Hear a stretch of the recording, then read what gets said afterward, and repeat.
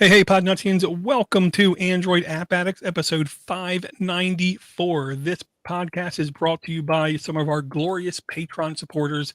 This week, we're being supported by Bobby G. Thank you, Bobby G, for all the support.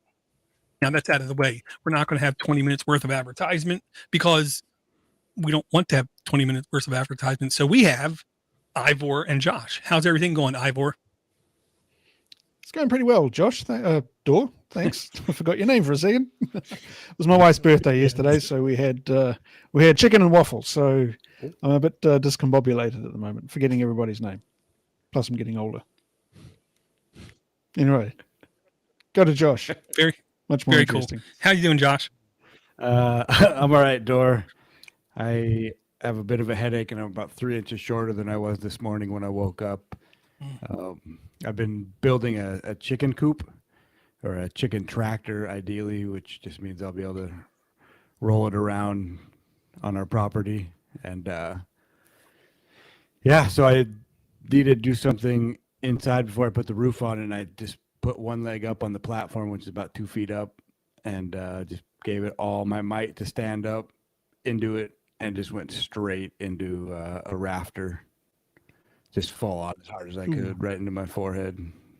My teeth, I can't believe I didn't break any teeth because they chattered. And definitely rung my bell. So you did the opposite of forgetting there was that extra step at the bottom of the stairs. Yeah, yes. That's right. That's right. Other than that. Did you get it on video? No, man. It's no good, man. No good. And I was just starting to feel better too. And then my back was starting to feel good, and now it's just crushed. But I'm glad you could laugh at my pain. Other than that, summer started. First day of winter for you down there, Ivor, huh? Yesterday? Yeah, we had the shortest day. Yesterday was also my wife's birthday, and we had terrible weather. We've got terrible weather today. It's pouring down. And we've got heavy weather warnings coming at us, so that's going to be a lot of fun in the next couple of days. Oh, joy. Oh, yeah. Do you store your rainfall? Do I what? Do you have any water catchment? Hey, all my water is rainfall. So, yeah, I do my own water and I do my own sewage as well. In the same bin? No, I'm not an animal. No, all our water, because we're rural and we're not connected to the city sewage or water, so all of our water is rainfall, and we've got a sewage processing plant in the backyard that runs out drip lines onto the back property. And so we still pay quite high taxes, property taxes, to the local council for all the services they don't provide us. Right, like smooth streets and sidewalks. Oh wait, no wait.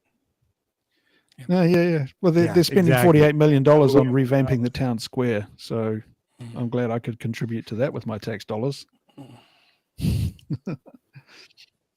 So is your only water from rain then? You don't have a well? We don't have a well. We just have rainwater. Yep.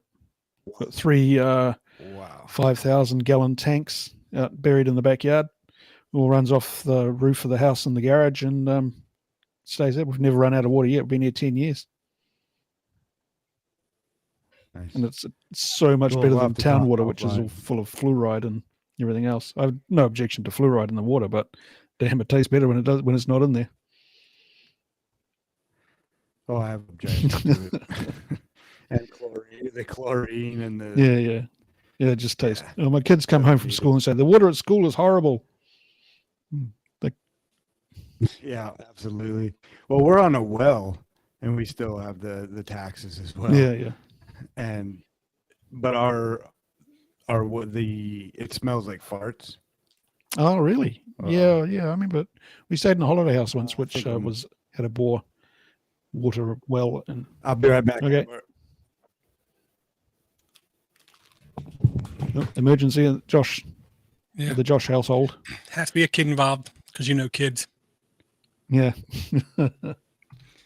Yeah, so I will say it's been one of those weird weeks in Android stuff where the speculation has just been rampant, thick, rolling on, and people won't stop talking about the Pixel 8, which I believe the Pixel 7 was literally just launched. And they're already Yeah, and already like tons of articles talking about the Pixel 8 and the processor and everything. I've seen a couple articles also in assisting that the Pixel tablet, $500 tablet, is so much more complete when you spend $150 and get to stand with it too. And then I go on to read, and nothing makes it sound like it's worth the extra money. So No. I've watched a couple of reviews about it, and the overwhelming impression is meh. So what? it's a tablet. Yeah. Surprise! It does Yeah, tablet-y it's a things. tablet. Yeah. Yeah. And I understand it's better than the $50 Amazon tablet, sure, but I'm not sure if it's that much better. Is what I'll say. Yeah, I think Michael Fisher, Mr. Mobile, made a good point when in his review, and he said it's really only as good as its assistant.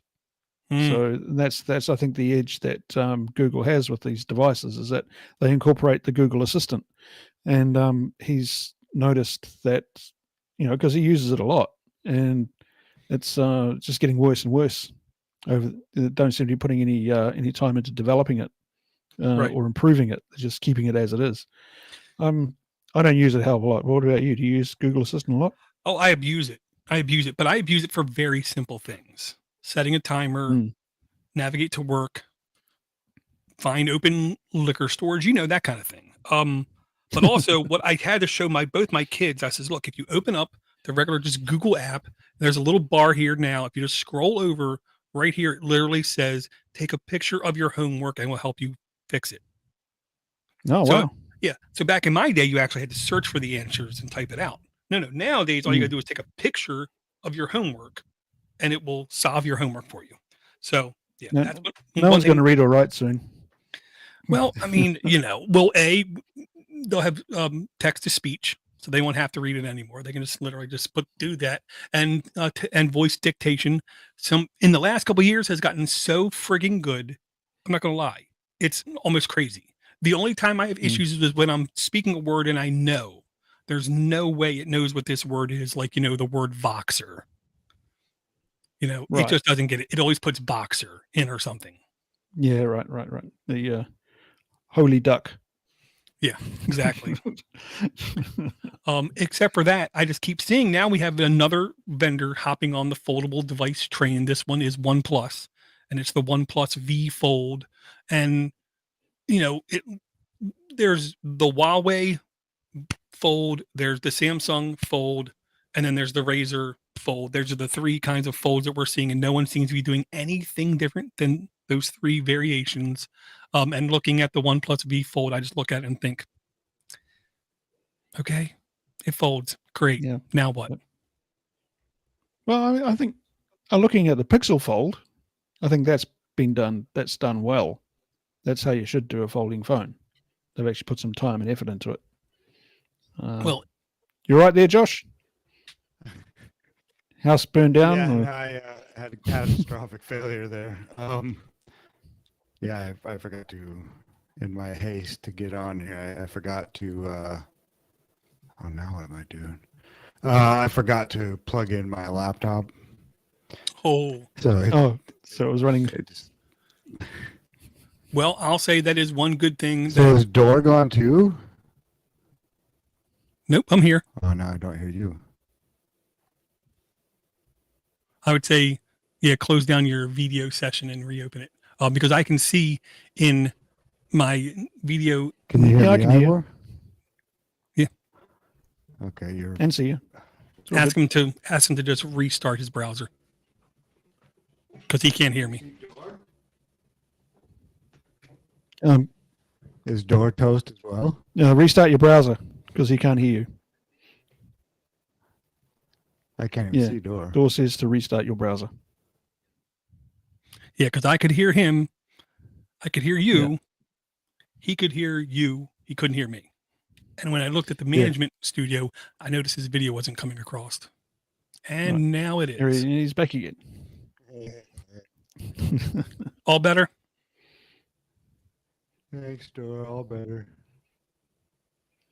I think my dog is about to throw up.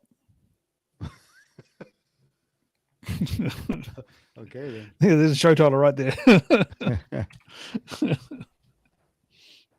Can you guys hear me? So if you hear something unpleasant coming from the corner, it's my dog. Yep, can hear you loud and clear, Josh. It looks like your bandwidth is a touch bit encumbered, but that's just because you've restarted your browser. Josh is encumbered anyway. Yeah, that's true. Cool. Well, it could be worse. Not really. So we have now like almost every major vendor. We have Oppo, we have OnePlus, we have Samsung, we have Motorola, we have Google, all having some sort of foldable devices. Samsung has two different types of foldable devices. I think they're the only ones still with two types of foldable devices. So now it's 2023. Every major manufacturer in the world and mid-level manufacturer, it seems like, in the world has some sort of foldable device. When do you think, Ivor, you might have one, or Josh, when do you think the day is when you might have one? When they produce one that's under $500. When somebody gives me one for free. Well, for free. So supposedly, you got to be very vendors will promise you anything for free, and then when you sign up, you find out you spent $600 on it. So Ivor, when do you think the time frame is when it could be sub $500? Because I got my idea. We're getting there. The prices are coming down. Well, just like everything else in the universe, it always gets cheaper. I mean, I remember 70-inch TV was like $5,000. I can now walk into a Costco BJ's wholesale club and get like a 60-inch TV for like $340. It's like ridiculous. Yep. Problem is, I mean, I've ranted about this before. You can't buy anything in my country. The only things you can buy are Apple and Samsung. Anything else, you've got to go overseas and get it shipped to you and pay a crap load of duty or taxes on the border, and it takes weeks and weeks to get here. There's a very, very limited selection of choice. So I mean, I could go out tomorrow and get a Samsung foldable, but it would cost me $3,000. And people and the companies that sell it will expect me to open, have an account with them and put it on my account and pay for it through the nose every month. Yeah. And sorry, that's just not happening. Yeah. I mean, in the States, I could see $500, but honestly, not till like 2026, 2027, maybe. Just because, I don't know. I think maybe a year. I think in a year, we'll 1 see year. Some huge, 1 year. Okay. Set your calendar reminder. Prove me wrong. No. Josh, what do you think? What would be the final straw to like draw you in to having some sort of foldable device? I don't know. I don't know that there is one. I mean, I'm not opposed to them, but there's a. Yeah, I won't go there. I'm hard on phones, and I basically just get a phone, buy the strongest case I can for it, and I mean, you guys know my phone, and I can't even really see the screen anymore. It's just all dirty, and well, not even dirty, just scratched up the case. So a foldable phone, I think, would be fairly useless to me because I'm pretty sure I'd break it within a week. Yeah, I mean, you're talking to the guy here who last bought a phone 4 years ago, didn't you? Yeah, I've been looking though. I actually wanted to bring that up with you guys. The difference between the Pixel 6 and the Pixel 7, if it's worth the extra money to buy a 7. Because my plan is to take it and put Graphene OS on it. And Graphene OS, yeah.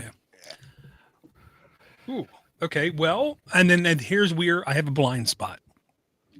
Do Graphene updates rely on the Pixel updates to further enhance their security and stuff? I believe they do.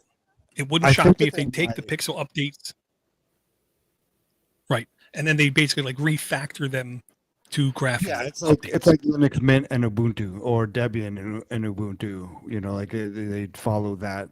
They're basically a distribution of, or they need that base code because on the website it says that they have that they guarantee 5-year updates for the 7 or Okay. for each line of phone. Well, then yeah, they cannot deviate too far from that core code, or else every time there's an update, they're going to have to spend hours, days, or weeks, back implementing their changes again. So with Yep, that, there goes my dog. yummy. Sorry, I just turned them. There goes my internet. So part of me wants to say, because of you, because it seems like, okay, this is what I always tell people: take everything that you know about your phone and prioritize what are your top 3 things that you have to have in the phone. Screen size, resolution, memory, the fastest speed. I believe one of the most important factors would be how long is it going to be able to last. And because of that, I would encourage you to get the newest Pixel possible, just so you get the longest runway of possible usage in it.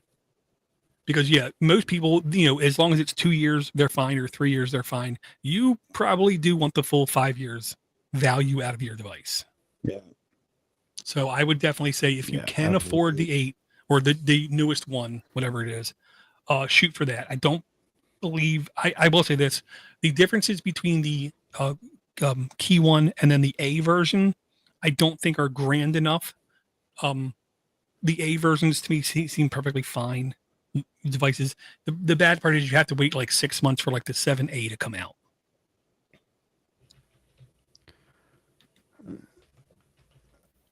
Yeah, that makes sense. I think you're onto my strategy here, Door. Just have one phone for a long time. And make it last, make it work.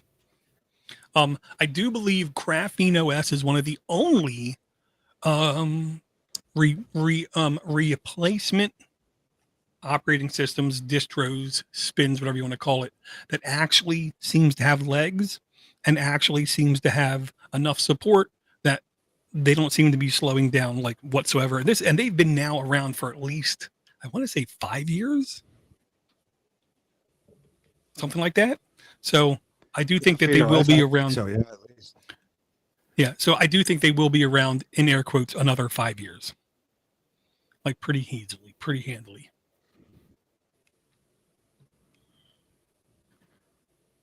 Yeah, I was just trying to see. I was looking at prices a bit, but it's not a cheap device, that's for sure. Speaking of not a cheap device, the one device I'm going to just highlight really quick is one of those things I never in my life thought it was going to be around this long, to be honest. The Fairphone 5 was just announced.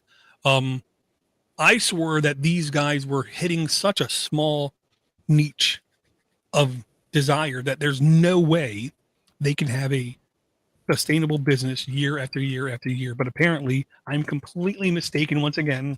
I'm completely wrong. And these guys hit upon a niche that people really like to have replaceable components in a system. But not only that, a system that really tries its best to be recyclable, reusable kind of device. So I'm happy to see the Fairphone 5 is still around.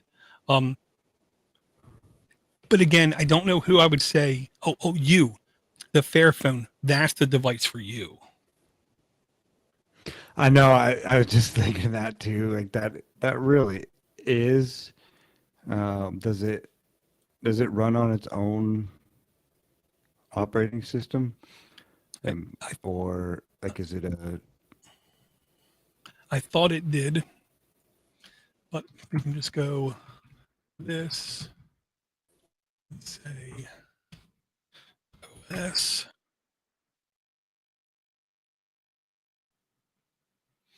Yeah, Fairphone OS by default. Here you go. Let me just share this web page on here so we can all see it.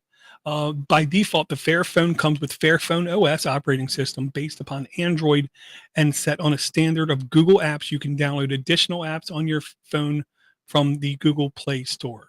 So it does seem like it's much more closer to being like a typical Android experience than a Graphene OS experience. Now, and again, I would say, let's look at the Graphene OS website, and I would suspect the Fairphone would be I would hope, compatible with Graphene OS, because these guys seem to be doing a lot more things in the open versus other people. That's the way I'll say it. Yeah, and they do say the software, we aim for the Fairphone 3 and above to have security and software updates for 5 years. So they're trying to do at least the same methodology. The difference is they seem to be, I don't want to be blunt, I'll say they're more in bed with Google than Graphene.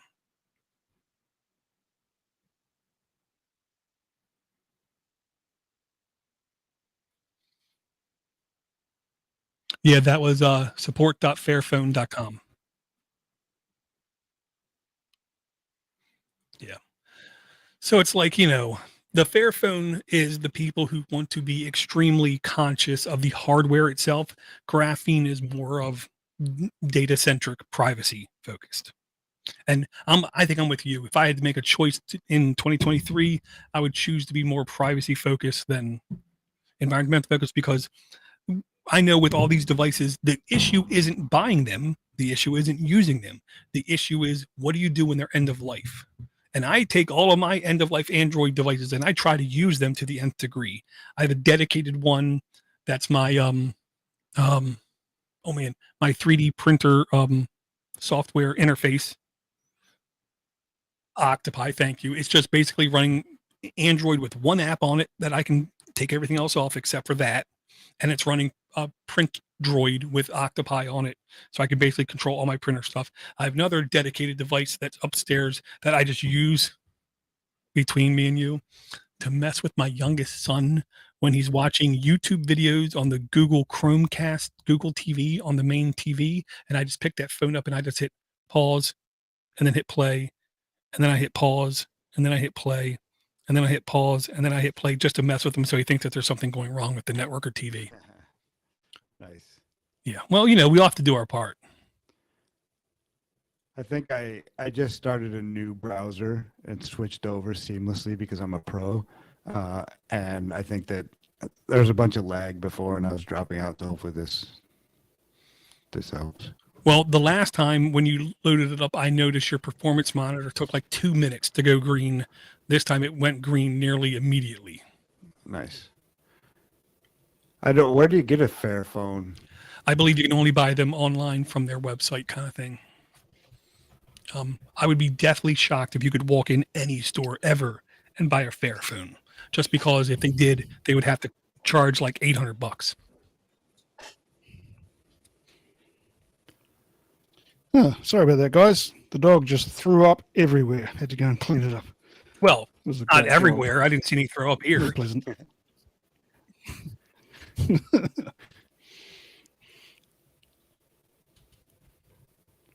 We're just discussing phones. Well, and the differences between the ideological and social impact differences of something like running a Pixel with Graphene OS and then running a Fairphone.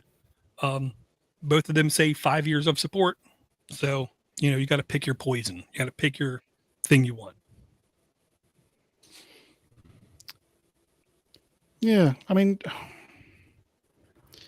I think the Fairphone and getting a Pixel and converting to Graphene, those are sort of niche users are going to do that. Most Android users are just going to buy a phone from their provider, pay monthly for it, and not think twice about it. I mean, my wife has had her phone about as long as you've had yours, Josh, and she's still got. She hasn't done anything to it to change the setup. She just expects it to work. It has very little interest. Takes very little interest in the phone itself or what it can do.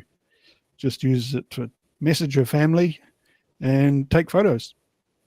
And as long as the phone keeps doing that, I don't think anyone's going to be too interested. A lot of people are going to be interested in tinkering around with the operating system or buying something like a Fairphone, unless they're really into making sure they don't create e-waste, which again is very niche sort of market. So yeah, I'm sorry if I sound depressing, but that we've just got these huge blocks of customer segments that really don't care about what they're doing with their phones and what their phones can do for them, and just expect it to work.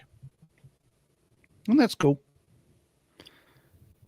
Yeah, well, there's people that walk into posts while looking at their phone, walking down the sidewalk as well. Yeah, I mean, Yeah, I'll, exactly. I'll Yeah. I'll say it in a nice way. We're all ignorant about something, and we're all kind of blind to what we're ignorant Yeah. about because what's I'm focusing on my thing. That other stuff is obviously not important, kind of thing. But yeah, I mean, I do think that we are going to, and then really, here's the dirty secret. I think through music and entertainment, they're going to slowly interject how privacy of your data is actually important, and they're going to have these like storylines to where, well, this person had an insecure this, so then that bad person was able to do this and that and that, and then they're going to, because people believe music and entertainment more than reality, in my experience. So if they see a TV show glorifying how someone's more private and thus they were not subjected to this pain or horror or whatever, then I think the norms, the straights, will start to think like, well, maybe that is important. It happened to this character, kind of thing. Yeah. Paranoia will feed the beast. Yeah. The although there is a bill in Congress right now in the States that is one of the parts of it is to ban the use of VPNs to go. Well, I don't know if it's for everything or just what they're trying to ban. Yeah, it's amazing. You just see these bills going, and it won't make it. Right, it'll be voted down. How we voted that down, but then they'll just wait till there's some huge omnibus bill just throw it in there, and no one even knows that as well. Yeah, we just also had something. Is that in Canada or in the US? U.S. Sorry, Dor. I do believe it's in the U.S., but I do also believe in the U.K. They also had something more worse, is what I'll say, is where they were literally trying to ban encryption without backdoor. Mm-hmm. Yeah, and they were yelling. Think of the children at the same time. It's all about child exploitation, I think. I know, but obviously they don't understand. It's about getting rid of encryption. Most parents with kids are like, I don't care about other kids. I'm just worrying about mine. That argument doesn't hold water anymore. Kids are stupid. Natural selection, man. If I hold a BB gun up and I tell my kid to hold steady and I point that gun at them and they hold steady, I don't know if they deserve to be around, man. I'm just saying. Just saying. No, it seems to me that politicians have nothing better to do now. They can't really affect any real change in their societies, and they don't understand technology. So they're just trying to pass laws for that make them feel good about themselves. Okay. Don't really do anything. No, it's money, man. It's money. I don't think they feel good about themselves. Yeah, with anything that they do, most of them, unless they're getting paid or creating more power for themselves. I'll just say I don't know nothing, but I'm 99% sure if we were to transport ourselves back to Greek or Roman times and said the same thing about that government, it would equally apply. Like nothing's changed. Yeah, exactly. Politicians are out for politics and for their own sake. We just scrape by and we hope the government doesn't stop us. Because there is no such thing as a perfect government. Anyway, I digress. So when it comes what a in the wide realm, range of subjects we've been talking about today. well, I mean, it could be worse. We could go into Ukraine or China. No, it's not Russia. Yeah, let's do it. Let's see how many third rails we can touch. Killing Putin might not help anything. I'm pretty sure that place would still be the same place. But they put out some great UFC fighters. I tell you what, man. Whew. Oh yeah, boxers yeah. too. Mm-hmm. It was my mom's philosophy of why back in like the 70s, we were seeing a lot of Puerto Rican boxers and stuff just destroying. She was like, well, they got a reason. If they don't win, they go back home where there's nothing. So the more they win, the more stuff they have. So they're really incentivized to win. We're the guy from Joe Schmo from down the street. He can always go home and get pampered like a king from 100 years ago.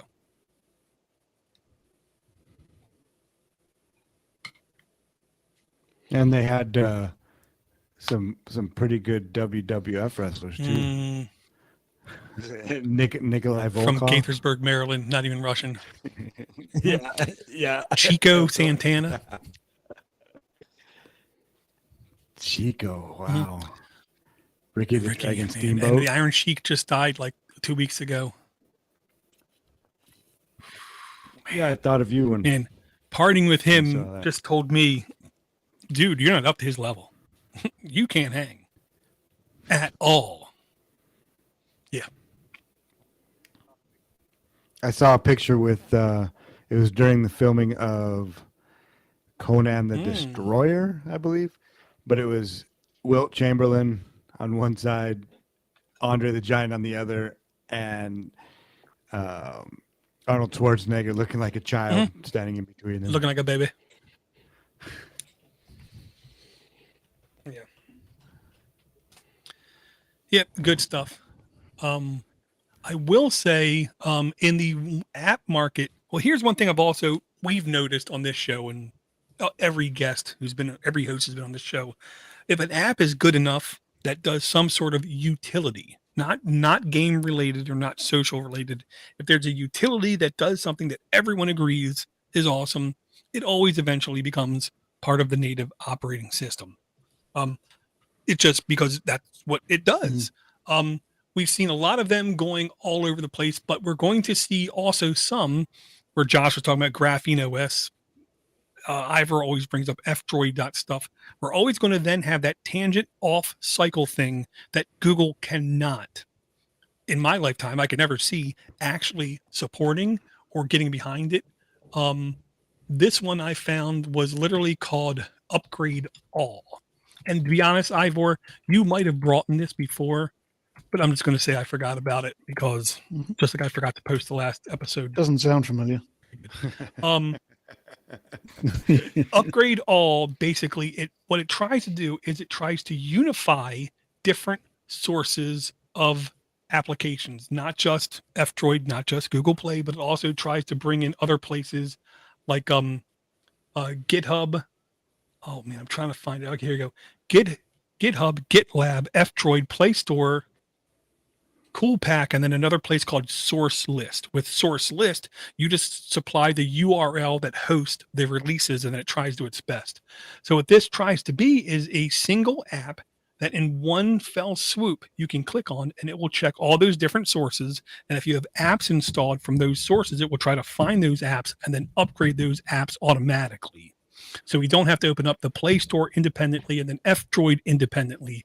This will supposedly do them all in just one fell swoop. And this is the kind of thing I can only see with time becoming more popular. Right now it's new, but in like 2 or 3 years, honestly, if they keep this up, I could see this being almost necessary for a certain level of user is the way I'll put it. There's a Windows app.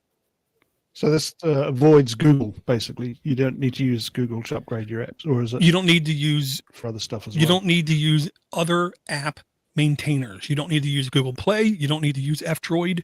You don't need to use you can use this in both of their places. That's the promise. Oh, awesome. There's a Windows app that is similar to this, and I can't remember what it's called. I think Chocolatey? No, it's an old school. I think Martin might have brought it up. Chocolatey's been around for about a decade. Yeah, this was. Oh, what is it called? It can't be. Wait a minute. Hold on. Oh man, I know what you're talking about now. It was a very nice way to do it on the website. You click, and then the executable you downloaded would also check for updates. Yeah, and that was a way you could install things too. You can just have it's click them all and. Dang, I can't remember, but yeah, that was like the admin's dream. You could just set, these apps up and click it, and it would always update those apps. We used to use it on my one place just for making sure Adobe PDF Reader was successfully updated correctly. But yeah, Chocolatey is almost like apt-get, but on Windows where you have a command line interface you can use to do updates, upgrades, and installations. But yeah, that nice. one was I know what it's called. It's going to bug me now. Can't remember. So I digress. So what I'll say is, What about the speed of the upgrade? When you're using this, does it update faster? I mean, one thing with Google Play, when you're trying to update it just takes forever. You have a lot of upgrades. I'm sure it will still Updates only do upgrades in a series fashion, not in parallel fashion. So it will always go one after the other, after the other. So I wouldn't be sure if this would technically be faster. Night. Thank you. Yeah. We actually interviewed Night. the developer Yeah. for that one before, and that was a really solid Windows application that I wished kept getting bigger and better. But then they had a pay version that kind of drew me off. But I digress. But yes, Night. NINIT. Yeah. Yeah. And I literally, dude, you say Martin. Me and my wife were out, I don't know, someplace. And we were, we went and saw Bert Kirshner, I think is how you pronounce his name, The Machine, live in the Baltimore Arena. Kreischer. We went and saw him live in the Baltimore Arena, which is now not called the Baltimore Arena. It's like the CFK. It's like Kentucky Kitchen Fried or whatever. I don't know. Arena. And a couple times it got really crowded kind of there. So when I said to the wife, I said, would you like another drink? Which of course the answer is always yes. I said, okay. So I got up and I started walking. Then I noticed there's a guy in front of me whose shoulders are like 3 feet across. And he's of ethnicity and he's bald. So I'm thinking, I'm following this guy. Ain't nobody getting in this guy's way. So I literally just follow behind the guy like this. And I'm just watching his hips go to where he's going here. Oh, it's going here. And then all of a sudden I look up and I swear Martin Ubando's in front of me. For like a split second, it looked exactly like Martin Ubando. And I was like, you're not Martin. And then I just kept following the guy. I've had a couple Martin sightings now in like the last 2 years where I swear I saw him, but every time he's either not big enough because Martin is a big fella. He's not like me, average size fella. His beard is now like, I'm pretty sure it's like the equal volume of like 2 infant childs. It's like that big, but yeah. Martin Ubando, he hosted Geeksters and a couple other shows here on Podnutz. I went and saw him for 2 events up in the northwest part of the U.S. And I will say that Bert Kirshner show, $120 per ticket plus $80 service fee. Wow. Yeah. The good news is it went from 7 o'clock till past 11:30, almost midnight. So it's like 7, 8, 9, 10, 11. So it's like 5-hour comedy show. What it turns out is it was a list of like 20 or 30 different comics in different regions had different comics. So we had like 6 comics and then Bert at the end. And for some reason, like he asked people, what do you want to hear next? And everyone voted, of course, let me hear the Russian machine story. And then halfway through, all of a sudden he started singing. And here's the thing, I guarantee it was a bet with somebody backstage. I bet you I'll have these people so sauced and so in the palm of my hand, I can do this and they'll follow me. And all of a sudden he started singing God Bless America. And he went through the whole song. Then he sung the Star Spangled Banner. And anybody in Baltimore knows the Star Spangled Banner, towards the end, you hear the O-C, and then when you hear the word O in Baltimore, it's Orioles horn. So whenever they sing the Star Spangled Banner and you hear O, you scream, oh, as loud as you possibly can. And everyone screamed it as loud as they possibly can. Then when he was done that, he did the Pledge of Allegiance. And I'm thinking to myself, wow. And everyone everywhere I can see is going along with him and singing and saying all this in place. And I'm thinking, he just won a bet. I guarantee you, he just won a bet. Somebody backstage said, there's no way you can do this. And then after the Pledge of Allegiance, he just rolled into the end of the machine story. And I thought, he's good. This guy's really good. He's going to go places. Did he take his shirt off? Of course he did. First thing he did was he came out. He took a Bud Light because he says, I don't care about anything. And he slammed the Bud Light and then he ripped his shirt off and threw it off, and then he admitted he chugged it too fast and he almost puked over everything.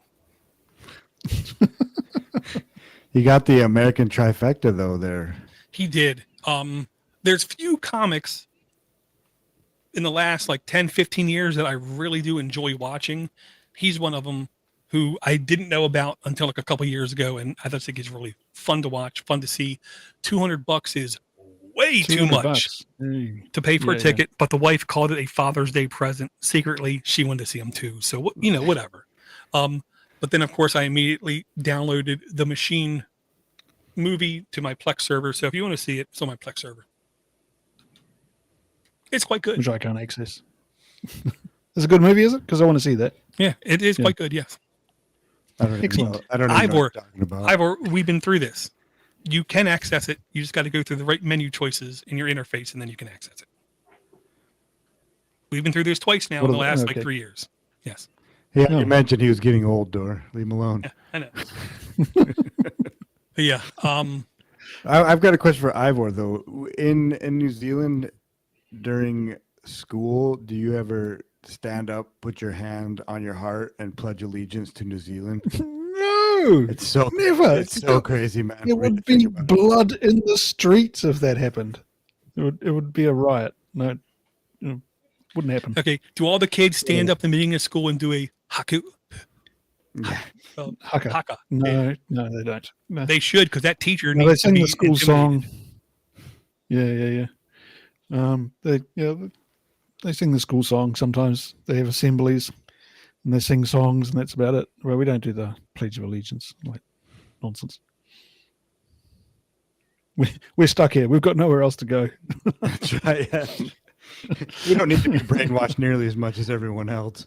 We're a captive audience. Well, it could be worse. Well, a hell of a lot of us are going to Australia. Oh, hang on. That can't be good. No. So you guys, somebody today, somebody said, "Oh, I'm from Canada." They said, "Oh, America's hat." Oh, America's hat. I guess that means Mexico underwear, the America's underwear, or shoes. I don't know. I'm not sure. We do have another app if you guys want to hear about it. Actually, I've got one. Go If for you it. want to take a break, Oh, go ahead. Good. this is. So I've taken 2 of the permaculture design courses, or 2 of the weekends. It's 1 weekend a month until November. And so what my homework for this time is to make a survey, or the first couple layers, a base map basically of our property. And so on that you need wind directions, winter winds, like just the heat maybe. But one of the most important parts is the sun and how it's related to the property that you're working on, and at what time of year, where is the sun in the sky, at what time, during what time of the year, in order to be able to plant and to design your house to which way it's situated and stuff like that. And so this app, Sun Surveyor Lite by Adam Ratana, 4.1 average reviews out of 3.83 thousand, 1 million plus downloads, and all the other stuff. But this is one of the ones that they recommended, and I haven't had a chance to use it that much, but it gives you can put in the day of the year, I believe, and it'll show you where the sun is at what time in association to where you're standing, basically.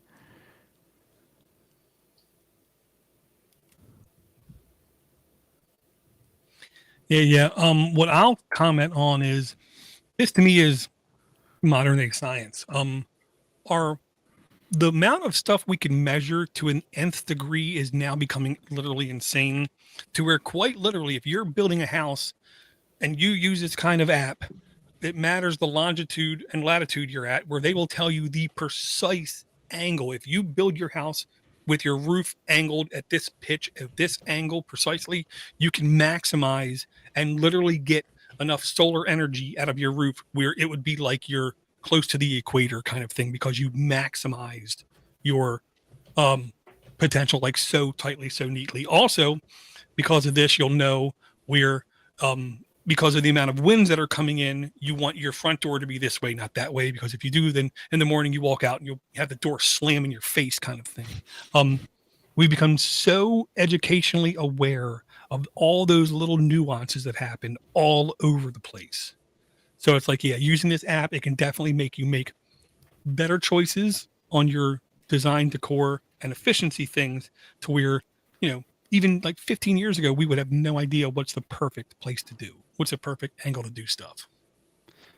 Yeah, and just where to plant well, in the there's- shade, how to get shade and microclimates. Yeah, the constellation map in the sky. You know, you can just point your phone up at the sky and it tells you what stars and planets are looking back at you. It's great. That's one of my I would love something like that when I Oh was yeah, a that's teenager. one of my favorite apps. And you can look down Yeah. and see what's on the other side of the world. Yeah. Yes. Yeah, Stellarium isn't it? That's right. Stellarium is one of them. But my daughter, she volunteers with the Girl Guides, and she took them all out because it gets dark here early. So she took them all out into the next field where they have their meetings, and got them all to do some stargazing and used their phone to identify all the stars and planets that there. The kids are absolutely amazed. They thought it was wonderful. And you wouldn't have been able to do that previously without a mobile phone. I agree. You would need an expert and a telescope and all this other stuff. Yeah. Or a computer the size of a house. Yeah, literally. Exactly. And I will once again applaud Android's app store on at least being transparent about these things, where the app may share this types of data with third parties location. This data is collected. No data is collected directly to the developer, and the data is encrypted in transit. So that's the kind of thing that you really would like to know. And this is the beginning of Google deprecating apps that are built for older versions of Android, where they're trying to be more, I believe they're trying to be more transparent, but I do also believe they're just trying to get everything to adhere to their standards, you know, aye, Captain kind of thing. But this says that data can't be deleted. Is that common? I don't want to say it's common, but what I will say it's because it can't be deleted is because it's sharing it with third parties, and they cannot verify that those third parties will delete things or not. Well, it'd be nice if they showed the third parties. That would be something that would actually be interesting information to have. I concur. Absolutely concur. I mean, I written right in there, it says CIA, but other than that, Right. they're already in there anyway. So what does it matter? You throw one more app out there. There was a speaking of stores, the Apple Store, Apple iTunes. What I don't even know what Apple is that what it's called? The App Store, maybe. App Store, yeah. App Store.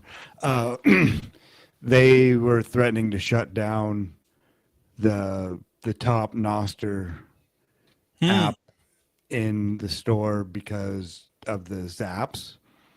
And so they were saying that it broke whatever rule 4.6 appendix 5 or appendix B, that they weren't getting their cut, basically is what it comes down to, is that the apps were just going wallet to wallet, lightning wallet to lightning wallet. And so they said they had 2 weeks to change it, or they were going to pull it from the app store. How very Apple of them. Yeah. Well, Google would probably have the same problem, though, wouldn't they? Yeah, they're a little bit more lenient about it, but when push comes to shove, if you're making too much money in the Google Play Store doing that, then they'll say something.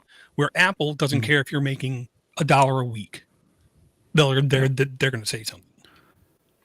Nice app you got there. Shame if something happened to it. Exactly. Well, I think that I was correct just a year and a half too early, because I think last year when we did predictions, and we actually cared about this show, and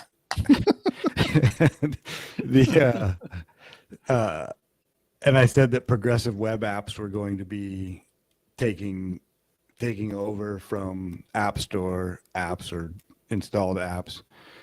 And I think there's going to be a push towards that coming up more rapidly. And things like that, the Domus app that we were just talking about, I don't know if Apple would be able to try to intercept that if you're using a progressive web app and you're just doing the exact same thing. Well, they own Safari, so they will know if it's happening, is the way I'll put it. Can you not put any other browsers on there? Honestly, I want to say you used to not be able to, but only very recently they lifted that, but your browser has to be based off Safari. Oh, right. Great. Because that's what everyone, that's what everybody wants to do, is develop on Safari. Right. I could be wrong. Wasn't there Chrome, their Chrome browser, isn't that just Safari with Chrome badge? No. Because you can install the Chrome browser on Apple, but it's really just another version of Safari Safari. might be It's not Safari the might actual be Chrome based browser. on Chrome, but Chrome is definitely not based on Safari. Yeah, I could see it being based off No, Chromium. I'm not saying that. I'm saying Yeah, well, that Chromium. yeah, the app, but the app you install from the Apple Play Store onto your phone is not actually Chrome, even though it says it's Chrome. It's actually Safari. Great. It's just got a Chrome skin on it. Nice. So it's not really Google Chrome at all. And I heard that somewhere. That's totally unsubstantiated. Safari is based off of WebKit.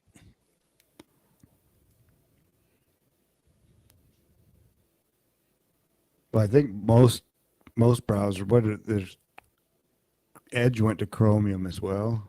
Oh yeah. That was a while ago, but so there's Safari, Chromium-based browsers, and Firefox. Is that pretty much what's left? That's about it, really. Yeah. That's why I keep giving Mozilla money when I can, because nobody else is supporting them. So, I try to do my part. Well, apparently their code base is rapidly switching to Rust, Which I'm wholeheartedly in favor of, even though I know it's a pain in the butt. but I mean that might give them a resurrection as well. We're the Rust browser, because there's quite a few nerds out there that would be into that. I concur. Cool.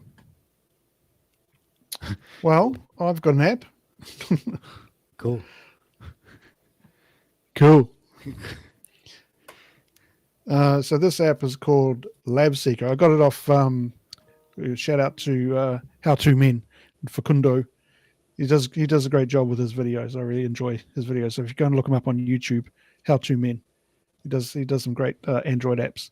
So this one's called Lab Seeker. It's on F-Droid. Now, Nice.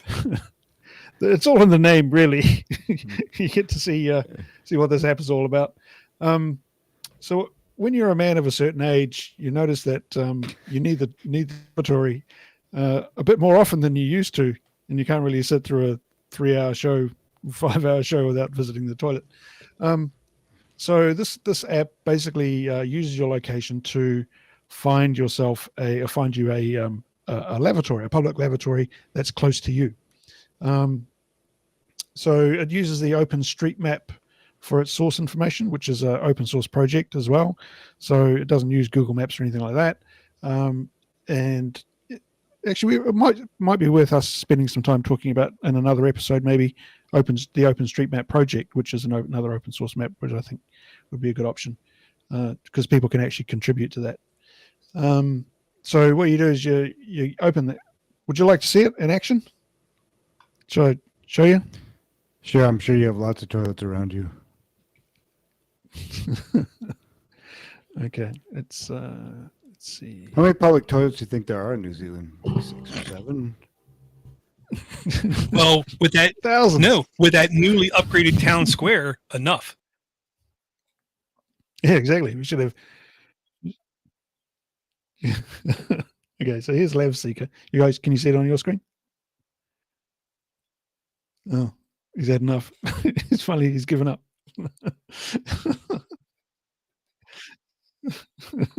Okay, so the first thing you need to do is go into the hamburger menu and select and manage locations. And we'll add a location here. So let's go for Palmerston North, which is where I live. And it says there it is. So I can add that. I'll go back to lavatories, and then we'll go through a list of all the lavatories that are closest to me. And then if I click on the closest one, which is 0.11 kilometers away, this is incorrect, actually. This is why I need to get involved in the open source, the open map project, because this is not right. There's another one that's closer that hasn't been marked on the map here, but this one will do. I know where they all are.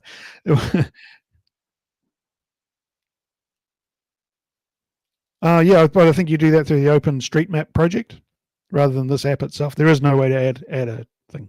So that's cool.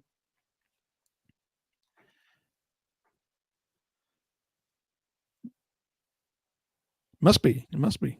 Yeah, I haven't used the OpenStreetMap, but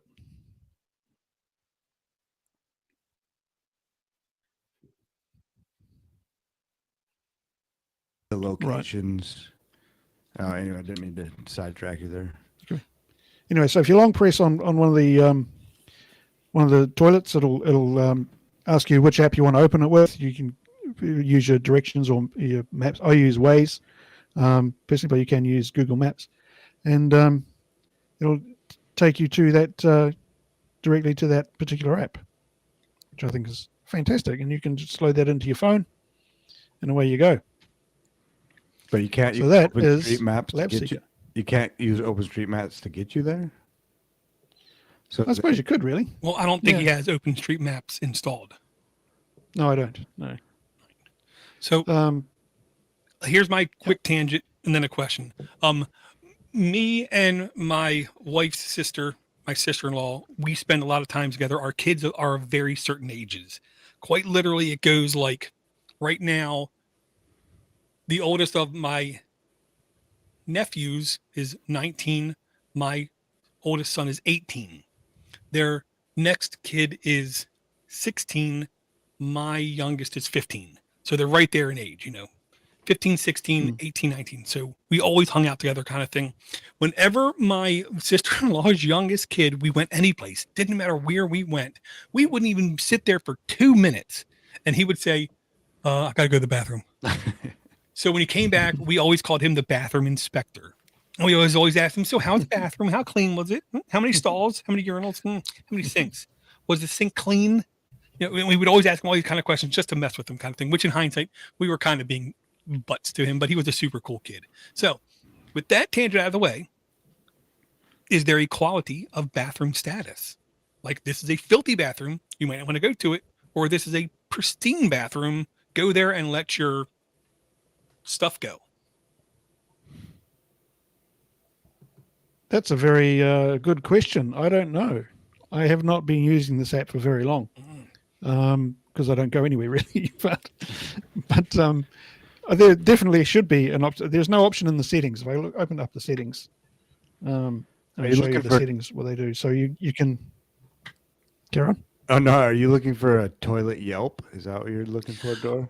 Almost that, because I remember. Yeah, that's what he wants. Like I remember every now and then my nephew would come back and he would sit down. He would like put his eyes back and forth. You do not want to go in there. Yeah. Like, okay. That's pretty much the story with any public toilet, really, isn't it? Well, no, there were places, and then one place we stopped. I can't remember where it was. We stopped to get gas or something, and he literally ran out of the car. I'm gonna get to my bathroom. And then, like 20 minutes later, he didn't come back, and we were like, "What's going on here?" I go into the bathroom. The bathroom was disgusting. The entire floor was wet. Is the way I'm going to put it.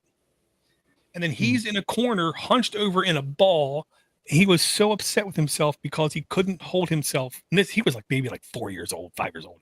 But he couldn't hold himself long enough to use the toilet because the jerk in the stall was just sitting there reading his phone. And he literally sat in the corner, had to crap his pants, and he was so upset. Thankfully, with like a Cracker Barrel or something, where right there we can buy a pair of shorts and just say, "Here, wear this until you get home." You got it from the Crapper Barrel? Yeah, exactly. So once he did that, he did that for years, and we would, how's it going, bathroom inspector? So now now before I go into a bathroom, I would like to know what I'm going to witness. Is just the way I'll put it. Yeah, you should be able to take a photograph and say, I might be willing to pay $1 a month for such a service. I'm just saying. Exactly. So just quickly in the settings, we've got search. You can change the search radius around you from between 1 and 10. You can use dark mode. It's got 24-hour format, and you cannot choose an option to show a map or not. And it's pretty simple app.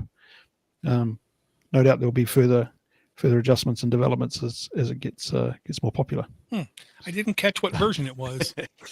Once it takes off. Once it takes off, yeah. This is version 1.7. So we have plenty of room for improvements. Yes. So if you would like to know bathroom conditions, I definitely encourage people go to F-Droid Lav Seeker and send an email to the developer. Well, that would be a fun one to look at the code as well to see what they are doing, because as an open source project, you could really just take that and do so many different things with it. That again, I think it might be an API that they're pulling from that is a location of toilets, and then it's an overlay on OpenStreetMaps or something like that. So you can do so many things with it.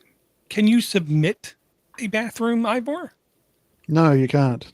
Then they have to be pulling it from someplace else. Yeah. Yeah, it'd be OpenStreetMaps. So because they can't only have a certain, because they can't just have like their gold members submitting bathrooms because they'll never get enough of them. So they have to be pulling it in someplace else. Well, Ivor seems to think that that's a feature of OpenStreetMaps, which maybe it is. It's seems like something that maybe is a bit in the weeds for a project like that. But it is open source. Maybe someone just took it. It could be one of the main developers saying, now I'm prioritizing this as a side project. He just turned 50. Yeah, he can't sleep a whole night. Yeah, got it. Well, I don't know if you remember, but a while ago I bought an app that would show you the local stores that accepted Bitcoin in your area, which is similar sort of thing. And there you could add stores that accepted Bitcoin. So I've worked. Swift was asking. God. Swift was asking in the chat how to install OpenStreetMaps. He says he only used it online. And I don't think that there is an actual app, but there are apps that use it. Like Maps.me, I think uses OpenStreetMaps. Then there's Simple OSM Viewer, but I'm not sure what that. Yeah, I just had a look on the Play Store and on F-Droid, and there's no OpenStreetMap app. So it must be a. Well, this one, the Simple OSM Viewer, says that it is a simple application for browsing OpenStreetMaps. And the one thing I'll add is I know for a fact OpenStreetMap's basic web interface is completely mobile compliant. So quite literally, if you go to their website in your mobile browser, in your fully functional mobile browser, whether it is Firefox, Chrome, or something else, everything in air quote should completely work.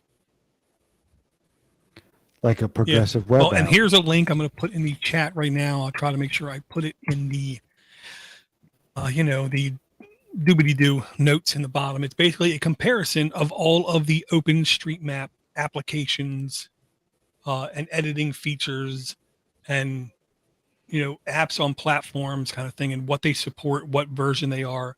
So if you want a list of all, in air quote, of the OpenStreetMaps and the navigation features and everything, this seems like a fantastically, overwhelmingly data-rich source, is the way I'll put it. Yeah. Awesome. If you're Yeah, that's the way to go. anal about your OpenStreetMaps and you need to have this feature and not that feature, this is pretty good. And this is on, of course, wiki.openstreetmap.org, because we like wikis. I like wikis.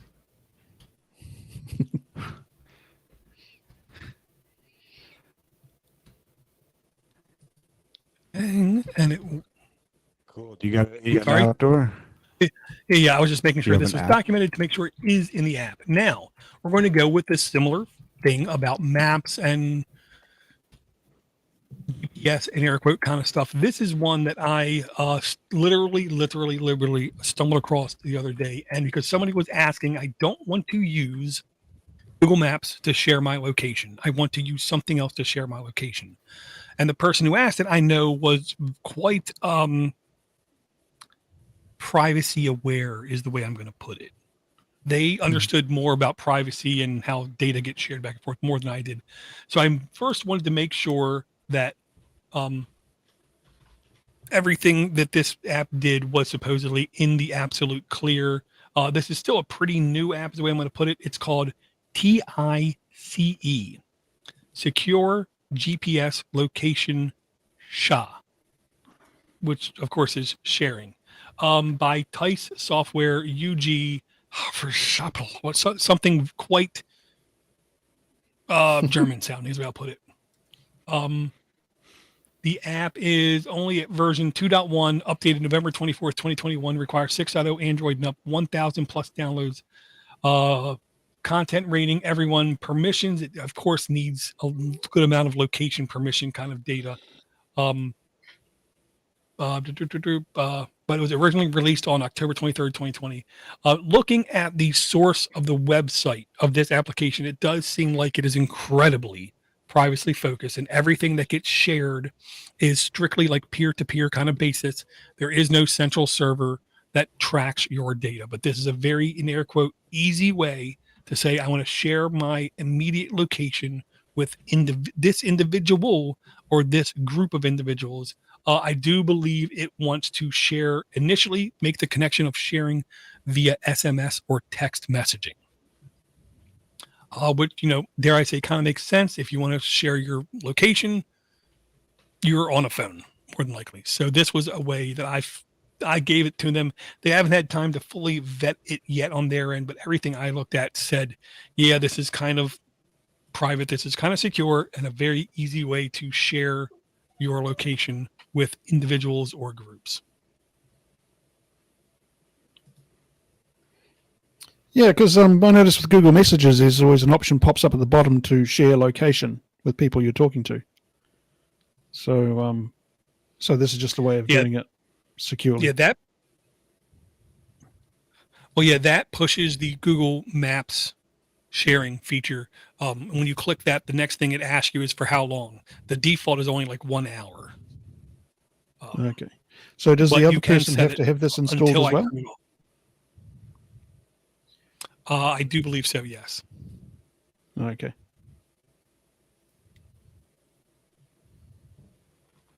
To be honest, if they didn't need to have it installed, I don't see how they could be in air quotes secure. Right.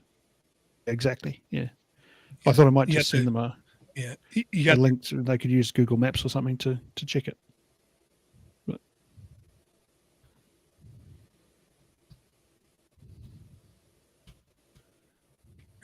Yeah, so I thought this was a nice way to at least share your location, either temporarily or permanently, with someone that you trust, in air quotes. Because right now I do have Google location sharing on with my kids and my nephews and things. And the logic is, if I actually think about one day going outside and jogging to get exercise, if I fall in a ditch and I'm nearly dead, at least they'll know where I'm at. They'll know where to come collect the body. And of course, to check my pockets for loose change. Right. Is that a thing anymore? Should be. Yeah. Even though change is filthy dirty.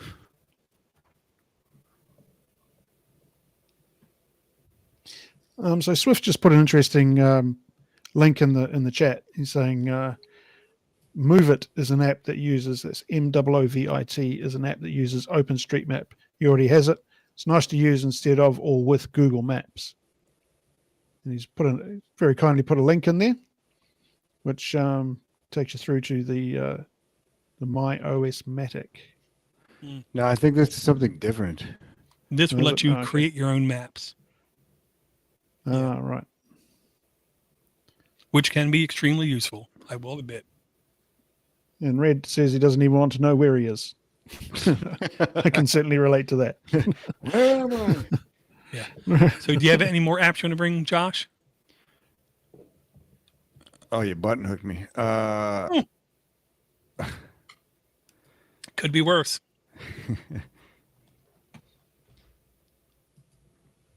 Yes, this is. Oh, that's the wrong one. Well, anyway, it doesn't really matter. One's called Imagine AI Art Generator, and the other's called Imagine Go AI Image Generator. Which one do you think is better? Well, this one has a 2.4. I'm looking at it. I didn't really even use the Imagine Go. So the one I did use was Imagine by Vero AI, which is 4.2 average stars, 1 million downloads, 48,000 reviews. Data isn't encrypted. Data is not shared with third parties.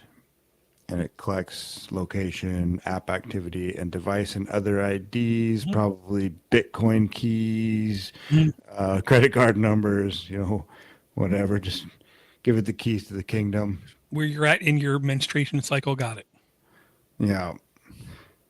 And looking at it, I don't even know if this is the one I used. I downloaded about 8 of them, right. 8 AI art generators, because for the permaculture course we're put into smaller groups, and so one of the tasks for the group was to create a logo for the group, and so I decided to take on that task and try to use AI for the first time to do it.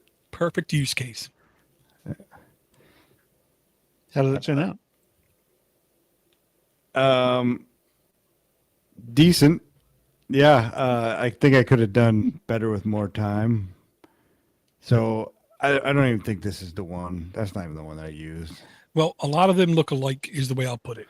And because a lot of them are using the same backends, I do believe the number one backend for artwork is still, I was going to say Dolly, but that's not right.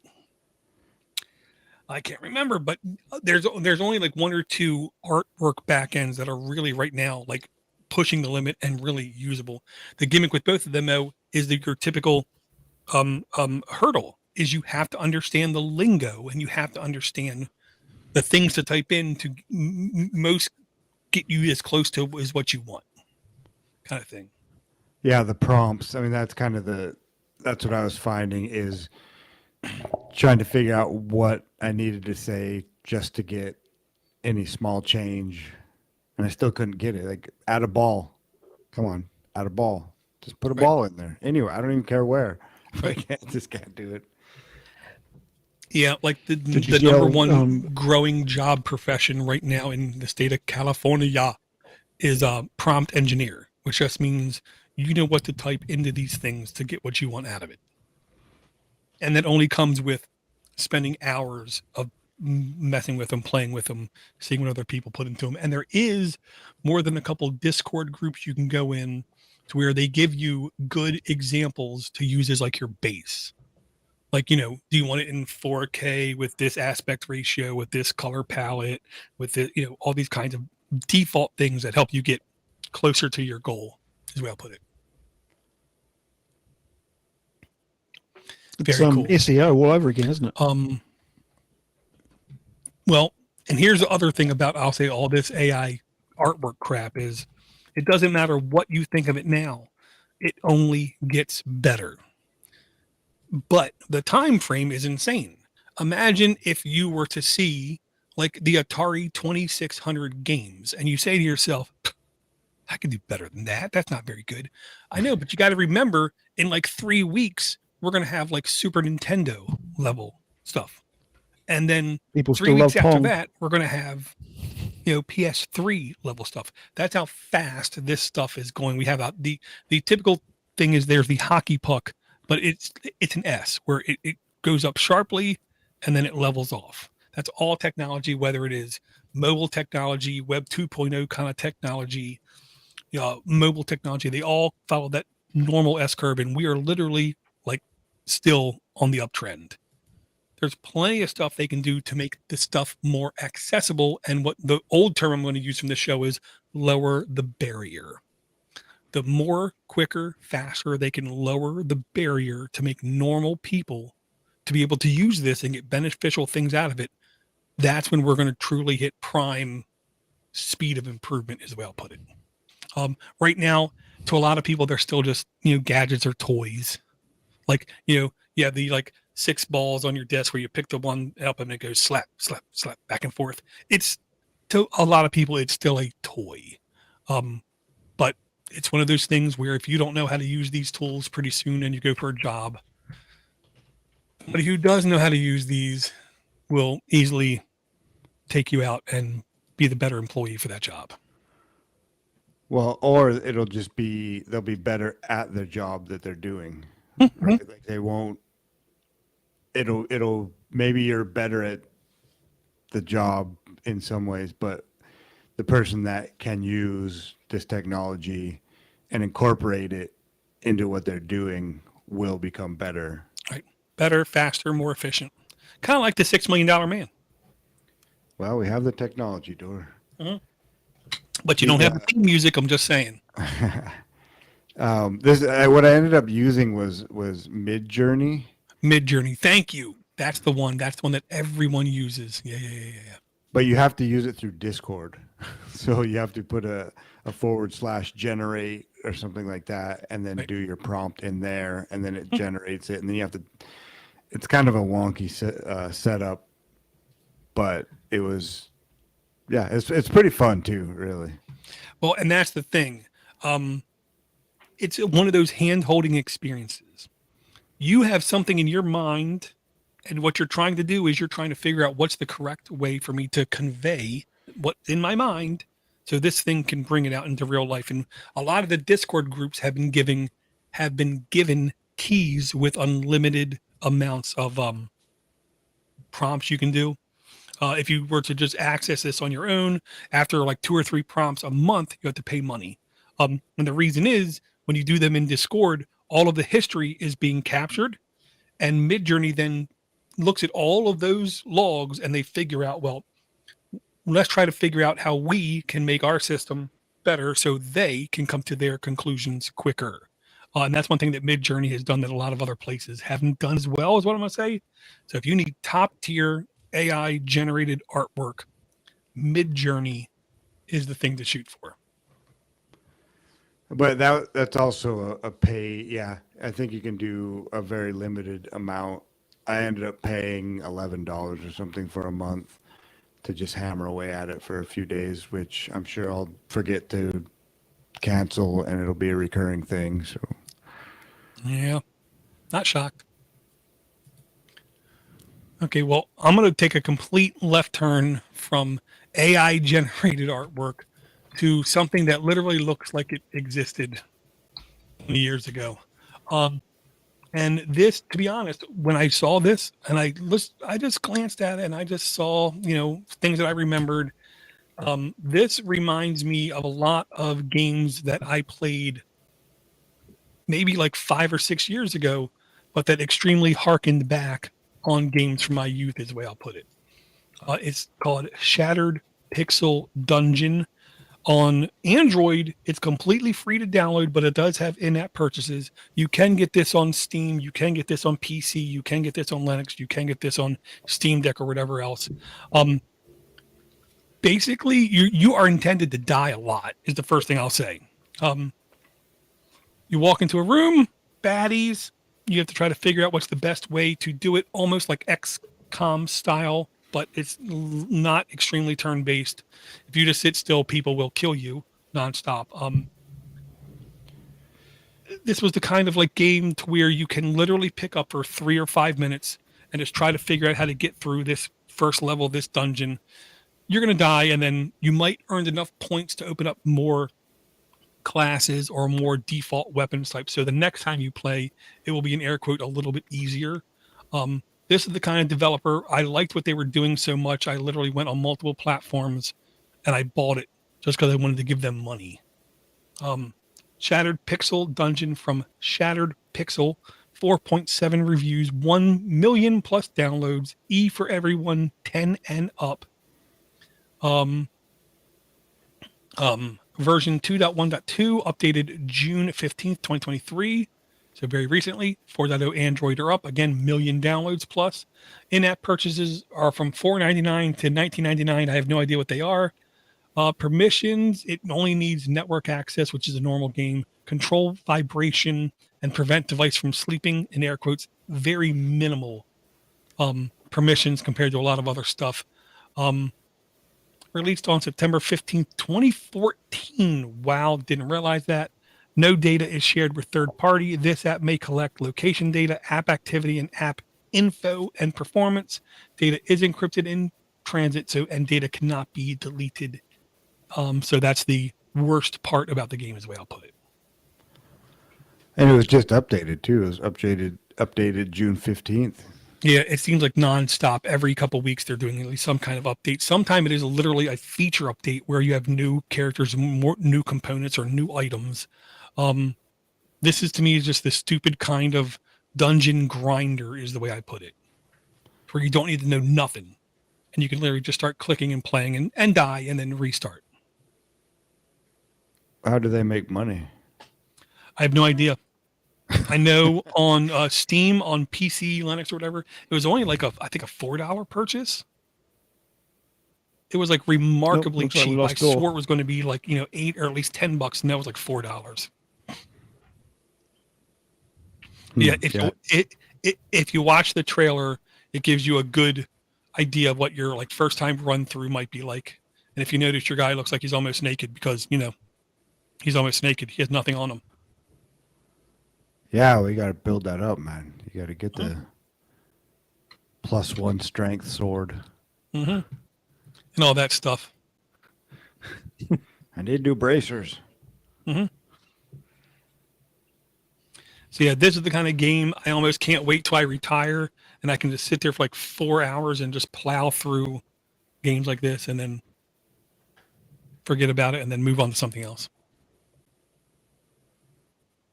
You could be outside enjoying the sunshine, going fishing. Very cool. Hunting. It is on. I don't know if Dor can hear you, though, or he just might be ignoring you. No, he's not in the group chat from what I can tell. Oh, he's in mine. So he needs to refresh his browser. He needs to refresh his browser. Oh, he said that he doesn't want to talk to you anymore, Ivor. It's like you needed to before.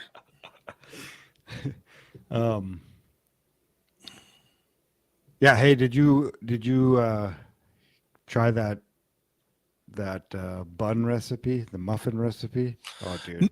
No, I didn't, but I did see many other people are doing the same thing. The only difference is some people add just a little bit of shredded cheese on it. We've got these. They're from Costco, but they're almost like a deep fried cheese. So they're just, you grab a handful and they're like crackers almost, but they're just complete cheese. Yeah. I put a little bit of that in today when I did it. But yeah, just a burger with a bit of cheese and some avocado.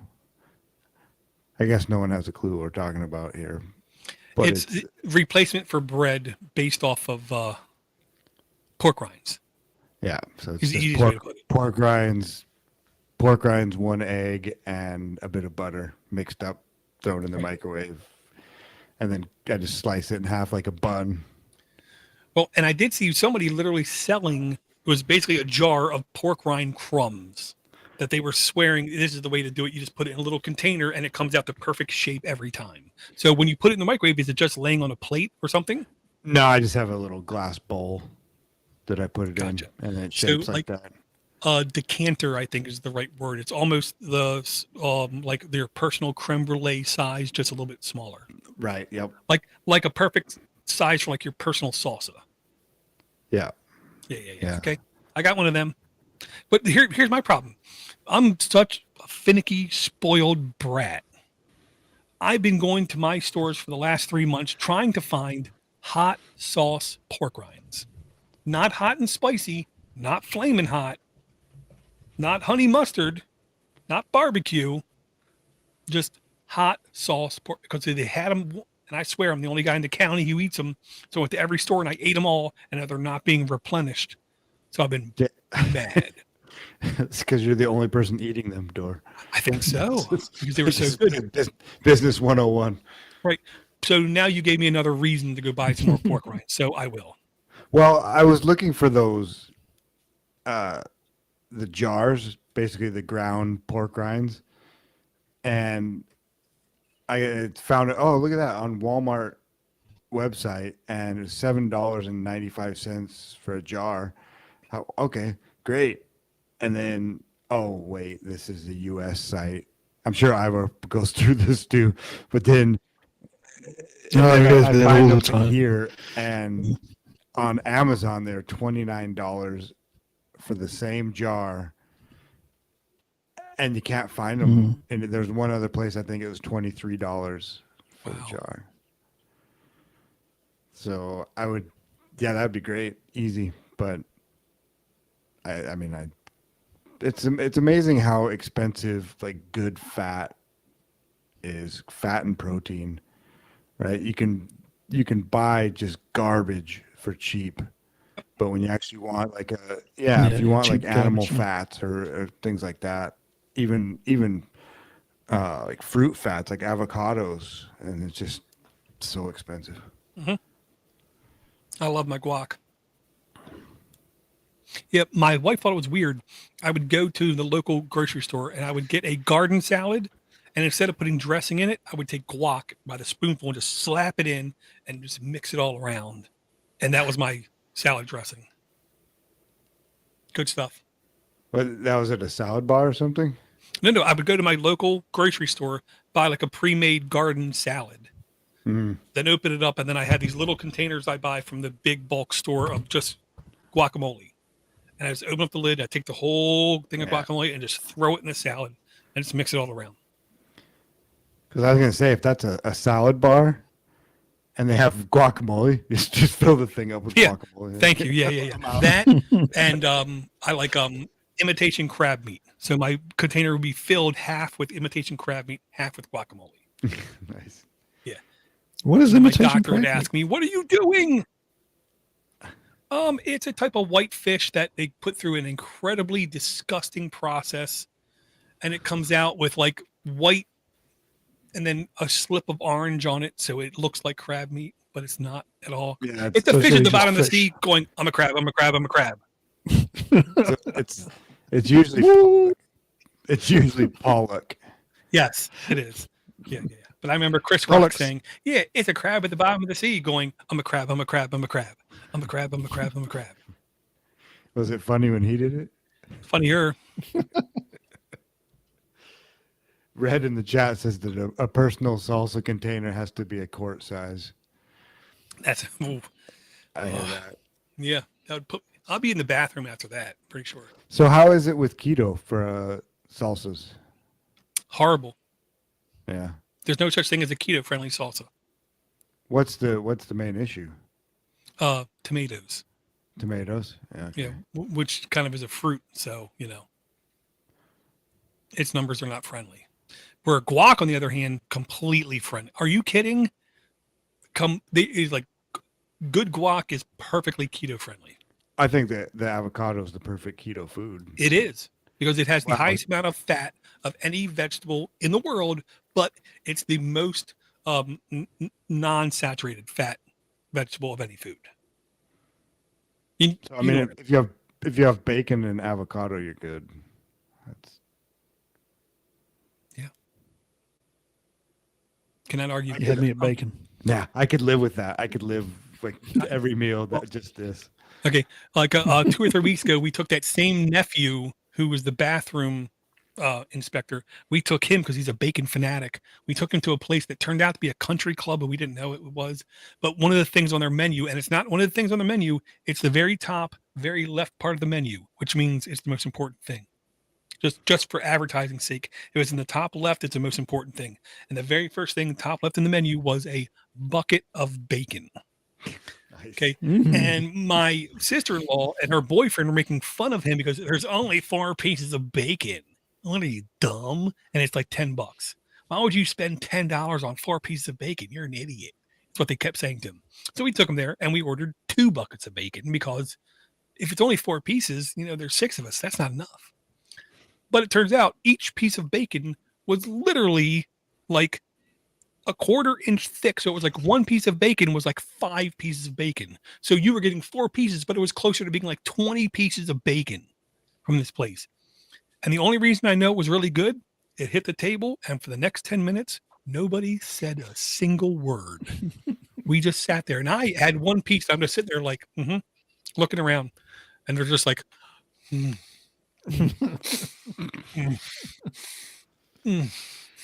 of course, my youngest tried to take a whole piece in his mouth, and he was like, "I can't do it," and he had to bite it, and then just sit there like 3 minutes chewing. And then I said, "Is it good?"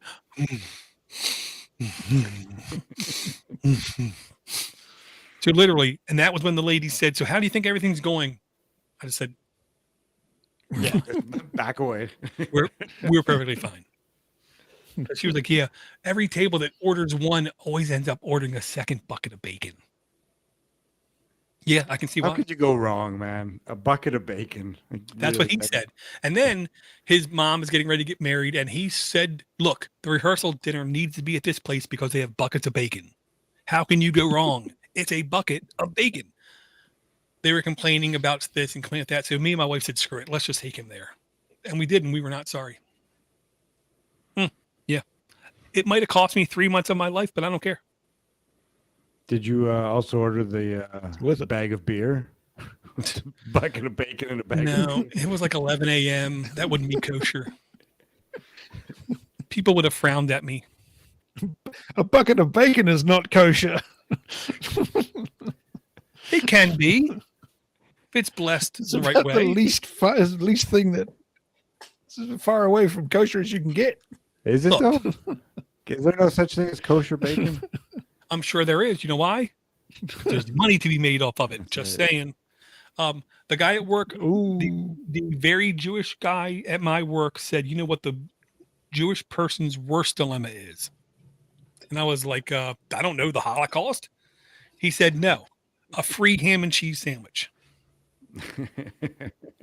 And it took me, when he first said that, I was so ignorant. I don't know what you're talking about. That's terrible. But yeah. And then after a couple months, I went up to him and I said, I finally realized what you said. That's horrible. He's like, yeah, but it's true. Okay. Well, we don't pander to stereotypes on this We show. are stereotypes on this show. Well, it'd be worse. I could be an Israeli native living in America and have a Palestinian neighbor, and then every night I move my fence post 6 inches.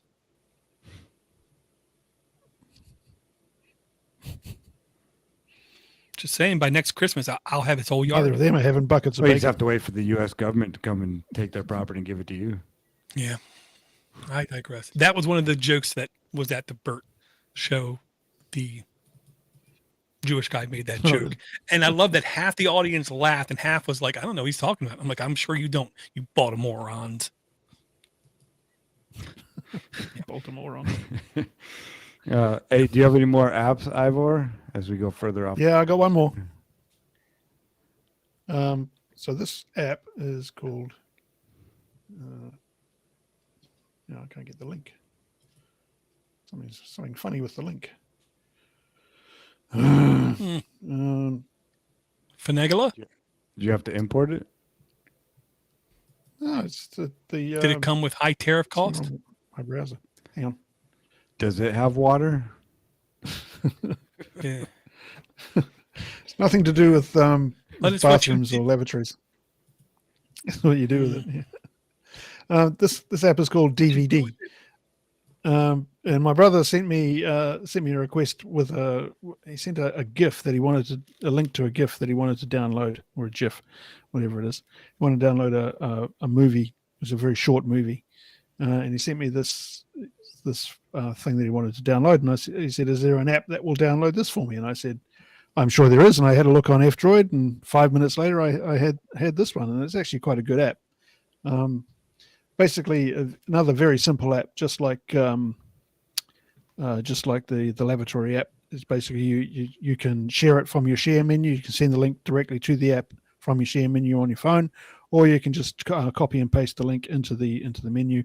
It then gives you an option to download. Make sure you've authorized use of the internal or external storage that can download to. And it will go ahead and download anything. So this is it's basically a multi-source video downloader that uses the YouTube the YTDLP, which is an open source video project, which is a fork of the now discontinued YouTube DLC project, which basically is just a new pipe API. So, but you're downloading it's a way to download videos from YouTube if you want them. But it also works on a lot of other stuff as well. I like it because it's got a very simple interface. It just works, and you can, yeah. That's basically it. There are lots of download. This is an open source downloader. It's based on a YouTube DL open source project, so it's got an open source flavor to it, which appeals. So it's not just YouTube or anything. Like if you just see a video, no, it's like anything really. Seems to have multiple options for downloading anything from any video source. I'll say even YouTube DL can download from more than just YouTube. Vimeo, Facebook, Instagram, Grandma, whatever it's called. The only thing that I would say worries me about this app is when you want to use an app to download from another app or another thing, the old question then becomes, how quickly does the other thing refresh and do changes? This looks like it hasn't been updated for almost a year since August 2022. So I'll just say, if it works for a video, great. If it doesn't, just search for the same kind of thing that's built from a newer base, because it's always changing. I will say I'm a huge fan of this interface. I did use this in the past. I'm not gonna lie. YouTube Download is one of those apps where I find who is the most frequent updater, and I once a year try to give them at least 10 or 20 bucks, because without having YouTube DL or one of its alternatives, there's certain things in my life that would be extremely painful, is the way I'll put it. So the simple fact, now the only thing I'll say negative is, why is it called DVD? Yeah, I don't know. So you can create a DVD from the file, maybe, that you download? Or download video or something? Yeah, I was trying to come up with the D on there. I was trying to come up with that second.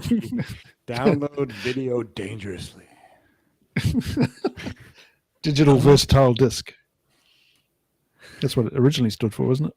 I believe so, yes. I think that you're bearing the lead, though. What type of video did Eric need to get onto his phone? It was a meme, I think, of someone drinking a whole bottle of whiskey before he gets into a car and drives off. Oh, I thought that was a video you shared with him. No, he shared it with me. Well, then Josh has been. Good. Sorry, carry on. Do. I was going to say, final tangent I have of the evening.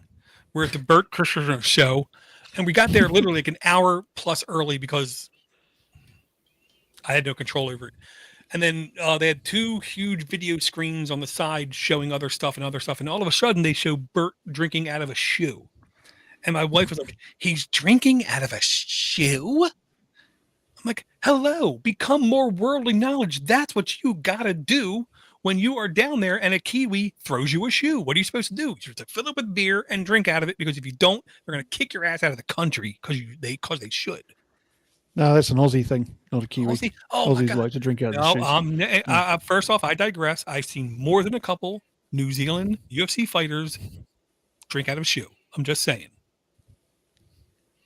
Okay. I'm just saying because they have the whole tattoos and everything down the legs and across the belly and everything. They Yeah, ain't yeah. no Aussie with tattoos like that.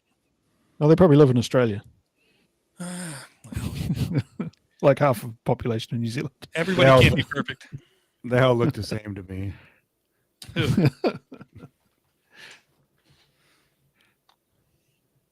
Yeah, I think I just have to let the dog out just a second. She's complaining about something. Okay. So I don't have any more real apps there, Josh. I don't know about you. No, I'm spent. Have any more points of contention, or do you want to take like some sort of abstract argumentative role for something, or really mad about something that you see coming in the future in the realm of mobile computers? Not any more than usual. Mm. I don't think it's more lockdown, more. I could see a push for people to get off of probably starting with Apple and start to realize just what the convenience that they get out of it isn't aligned with freedom. Mm. But Well, then again, I might have more faith in humanity than they deserve because most people just don't care. well, there's a reason why they're really quickly trying to move as much out of China as possible. When I speak to Apple users, easily 9 out of 10 don't understand where their device came from, what conditions it was made under, or any of those things. I'll say I've now had 2 devices now for well over 2 months. I have my Pixel 6a, which is I use as a phone, and a base like Discord communication device, text communication device. But then I have my old phone that I'm using as basically my multimedia device. With that stated, I can see myself in the future having basically like a KaiOS type device, basically just handling phone calls and handling that base level of communication, and then having a more full featured personal device to just handle interactions like Vox or Discord and my podcast listening stuff, is the way I'll put it. What if they're folded together, Door? Then I would worry about the battery life unless it has like 10,000 milliamp. You could strap it to your wrist. That never gets old for me. Well, I mean, we've had devices where one side is e-ink, the other side is Android. So, I mean, it could happen. One side is Yep, KaiOS and the other side is right. Android. It could happen. There was one thing that I wanted to bring up. It's not an Android app, but it's it's Start 9, which is similar in concept to the Umbrel that I've had running. But this is instead of kind of trying to stitch everything up using Docker and using containers, which is what Umbrel does. This is an actual OS. And I'm not sure what it's based on. It's probably Debian on some level. If it isn't Debian, then it's owned by somebody, is the way I'll put it. And so this is the same type of thing. You can set up messaging apps. You can easily one-click install Simplex Server or a Nostr Messenger and a Nostr Relay. And then you can have your Bitcoin node and Lightning node and other things. There's also, which I'm going to try, Door, but I bought a M.2 1 terabyte drive to use as a hard drive for this thing, and I can't get it to recognize that space. So I have a 64 gig card SD card in it, but I don't want to use that for storage, obviously. And so I'm trying to figure out how to get that to work. But it has a Nextcloud install, Right. and this thing hasn't. This is on a Raspberry Pi 8 gig, and it hasn't gone down once. So Right. that's the problem I was having with Umbro, is that it just kept dropping off the network. So the easiest way, because I have seen this before, but it took me a second to click, kind of thing. The only way I can describe this to the people who are unaware of it is almost think of it as a hub or a dashboard interface to where its job is to maintain other things. They can be locally installed, but they also can be just on your network, and it can still connect to it and give you information back upon it. This to me is a very important level of application that's only going to become more popular in the next like 2 or 3 years, where you're an admin, but you don't want to necessarily administrate everything by like touch. I mean, you don't want to have to run all the updates on all the things and all the services, and you would rather have a dashboard or a hub or a connector in between that, who's basically being the adult in the room and taking care of, oh, this is up to date, this is running well, and it can take multiple blocks of storage, hypothetically, and mix them into one block and say, just make this available for my application, to where you don't have to understand partitions, you don't have to understand all of that stuff. It just takes care of it for you. Yeah, I can see this becoming incredibly popular in the next 6 months to a year.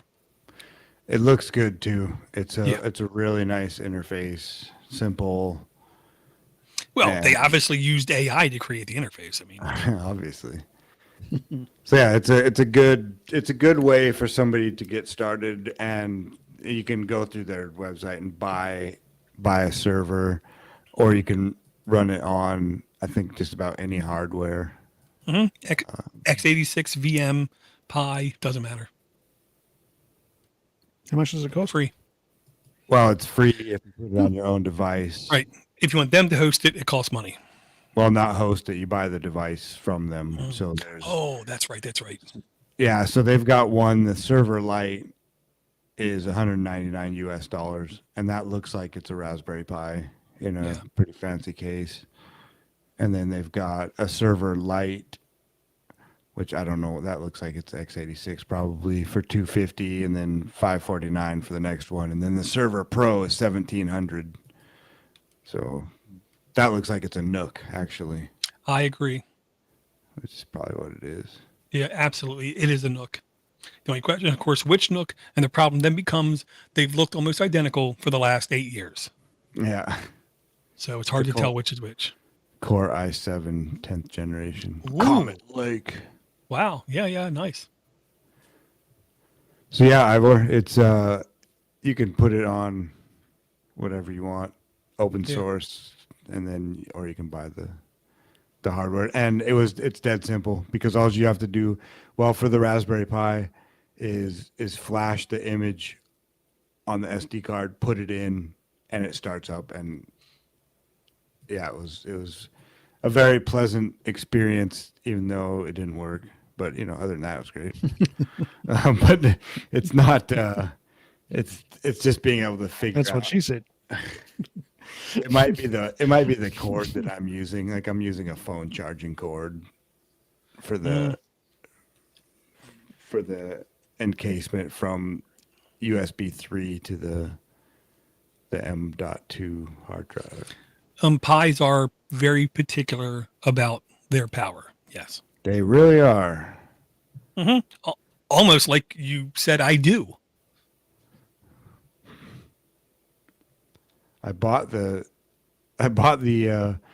power cable, the power supply with the Pi. Maybe if you got a problem with it, you should ship a more powerful brick that I can. Yeah. You gonna install this, Ivor? Well, I'm not sure what use I would have for it, but I'll have a look at it. Nextcloud, we could get a Simplex server going. You could host your own Noster relay. And then what you can do with that, I'm not sure. Yeah. Nextcloud option would be good. Yeah. The option I was looking at, Josh, I'm going to put in the chat just for your sake, because obviously I doesn't care. That's okay. Was CASAOS, which this was the same principle, I'll say, where it wants to be your personal cloud reimagined, where it has its own personal dashboard. And from that personal dashboard, you can install all of these, in air quote, self-hosted apps, whether it is a Google Drive connector, Dropbox connector, iCloud, OneDrive, NVR camera kind of thing. And it could then connect to even stuff like Xboxes, TVs, speakers, other devices, and then have that data available to it. It's one of those things I can't tell you right now which is better, which is smarter, which is more advanced, which will be more supported is maybe the most important thing. But I love the fact we have these different things, whether it's Start9 or CASAOS, trying to like be your one-stop solution for all these kind of things. I think Start9 is more Bitcoin focused. Gotcha. Well, I can tell you right now, looking at their like user docs and stuff, they seem like they have their stuff documented well. Which, if you want to know how incompetent anything is, look at their documentation, because it's the last thing to get done, it seems like. Yeah. Very cool. Good stuff. Swift is saying he's tried to get into Amethyst using Noster, but he really doesn't understand how to use it. And I think it is a bit of a difficult, it's a bit of a learning curve to start off with. But once you spend a bit of time in it, just playing around with some of the functionality in there, then you very quickly get the idea. And it's being developed rapidly as well. Yeah, it's got to update all the time. Almost on a daily basis, I get a new update for it. But yeah, that's it. So it's good to bit of development going. Absolutely, and that's one dude as well.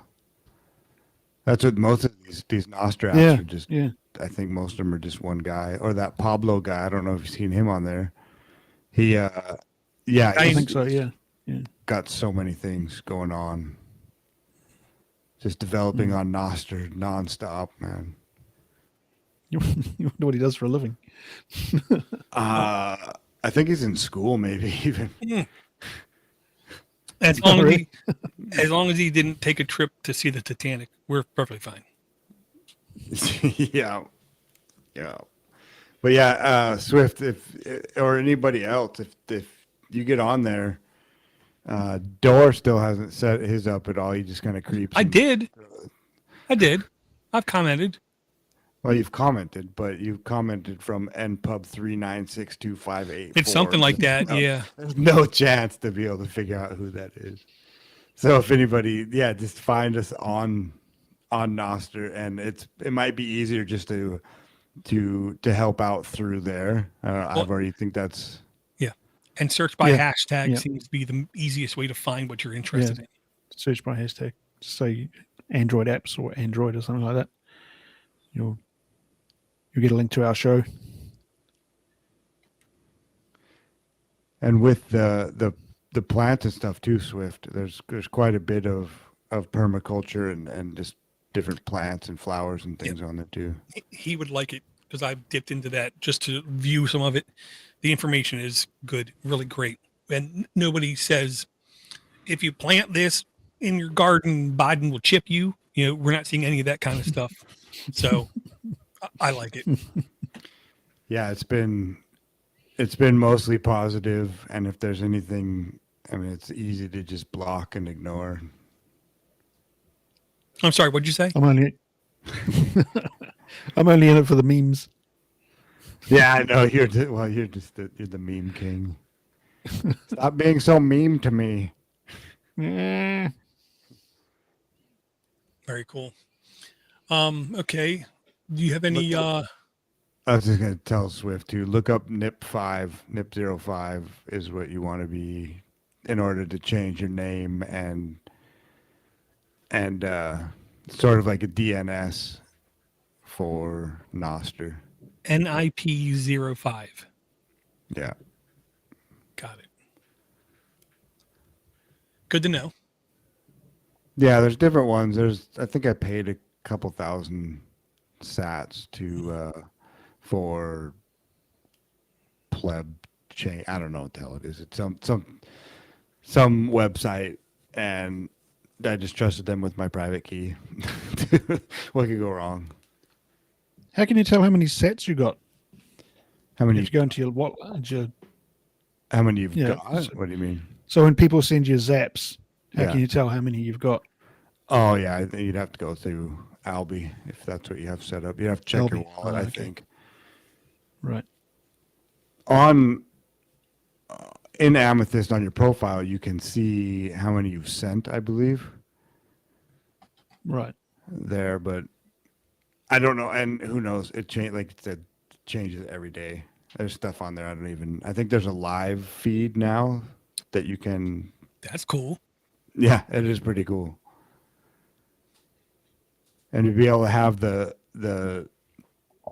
chat and the Lightning integration through Zaps with that and the chat room all in one place. Okay. Cool.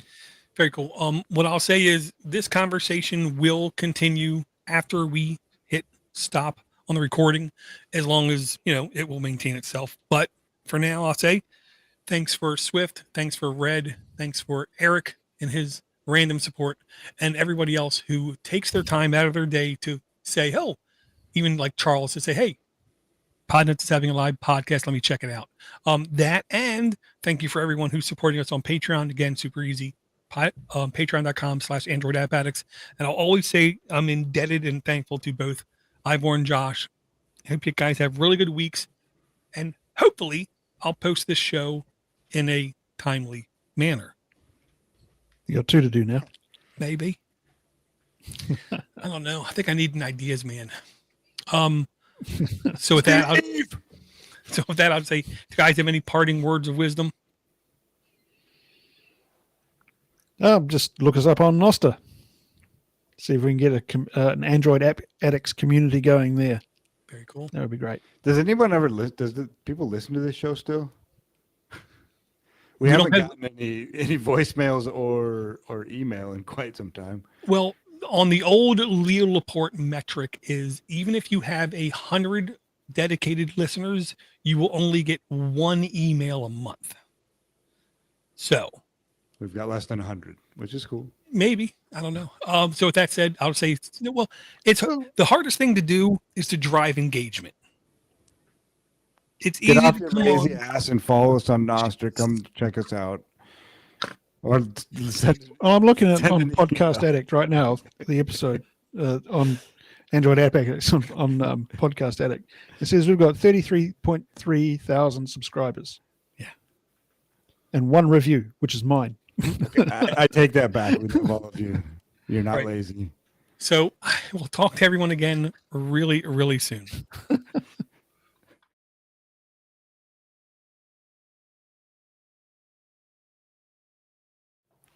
Okay, back there. Now seeing us again. File, save project as. We always save project first because it's a little finicky. So what do you want to do about when I dropped out there for a while? Just give me whatever you got. Okay, well, I mean, I've got the Audacity. I managed to recover the first part. It said, and so it was. I can tell you the timestamp of where I came back. You don't have to. As long as you stop at the same time of us, I'll line up the ends and I'll know where it starts. You know what I mean? That's why you're the genius. Mm-hmm. I wouldn't say that. Oh, I didn't do an app rundown. Ah, damn it! You're right. Completely That's forgot. because That's because Door had to rush us out. He was getting. I got a embarrassed. small bladder. I can't help it. You need love seeker. Irish and a small bladder. It's a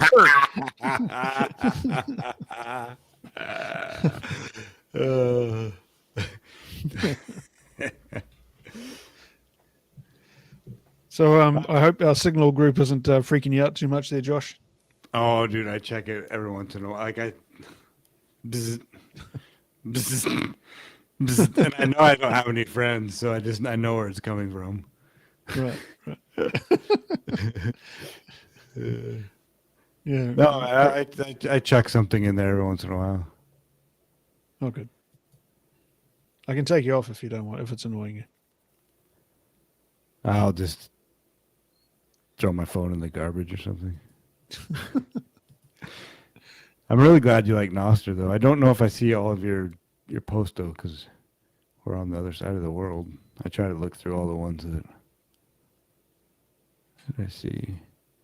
But it's such a better... what am I doing? It's such a better... I don't want to call it social media, but that's kind of the platform that it is at this point.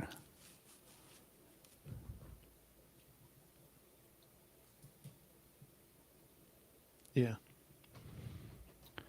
Windows 11. Swift. I think you have to.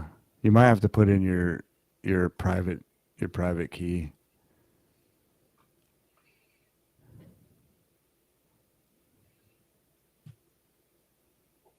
Otherwise, anybody could just put their public key in.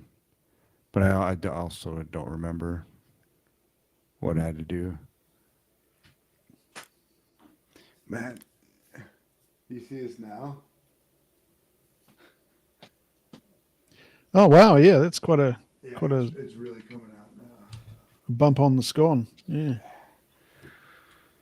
So dumb. So dumb. So speaking of dumb, the one thing I didn't see on Start 9 or on CASOS, whatever, was I would like to host also my ad blocker Pi-hole. And I didn't see that. I didn't see it. It's there? No, I don't know. I just know what you're talking about. Because I've had the same kind of issue where when I let my Pi-hole run, it seems like it after like 2 or 3 months or sometimes 6 months, it just stops responding correctly. Hey, bud. You want to say hi?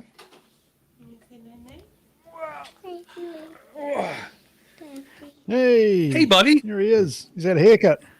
Yeah. You want to listen? Can you say hi to our live one? And everybody else is watching. Oh, are we on live still? Hi, buddy. No, it's just. Oh. Hey guys. Can you say hi? No, can you say it? Hi. How you doing, man? Are you happy? Yes, Me too. So you had a good dinner tonight? Me too. This is great, ain't it? What did you have for dinner? Pizza. Pizza. Oh, I miss my favorite. pizza. Yeah, Dor can't eat pizza. He's not allowed to eat pizza anymore. My doctor said I can't eat pizza anymore, and I shake my fist at that doctor. Did it have pineapple on it?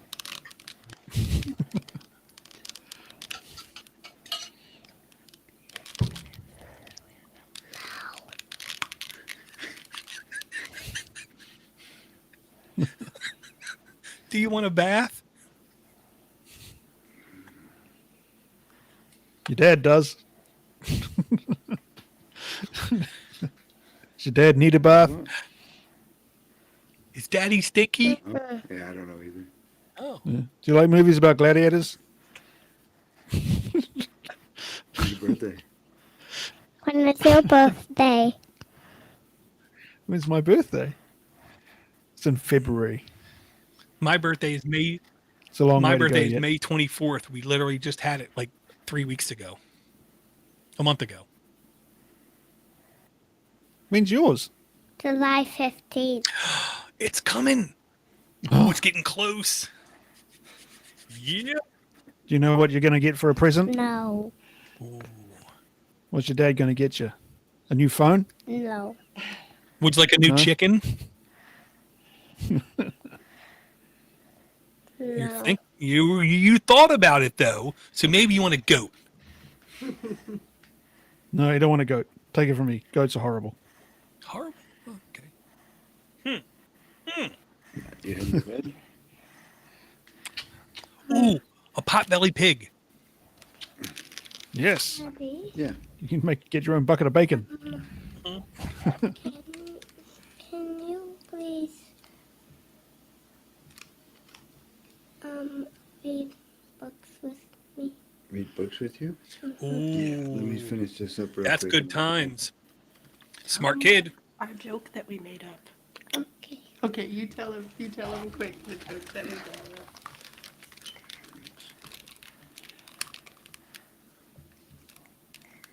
Tell him the joke. Okay. Okay. Do you want me to tell you? How about you tell him?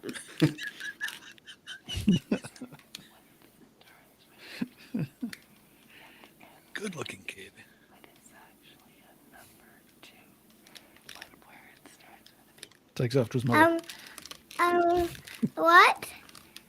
What word? What word starts with a P and ends with a P, but actually the number 2? Huh. What word starts with a P and ends with a P, but is actually the number 2? Poop?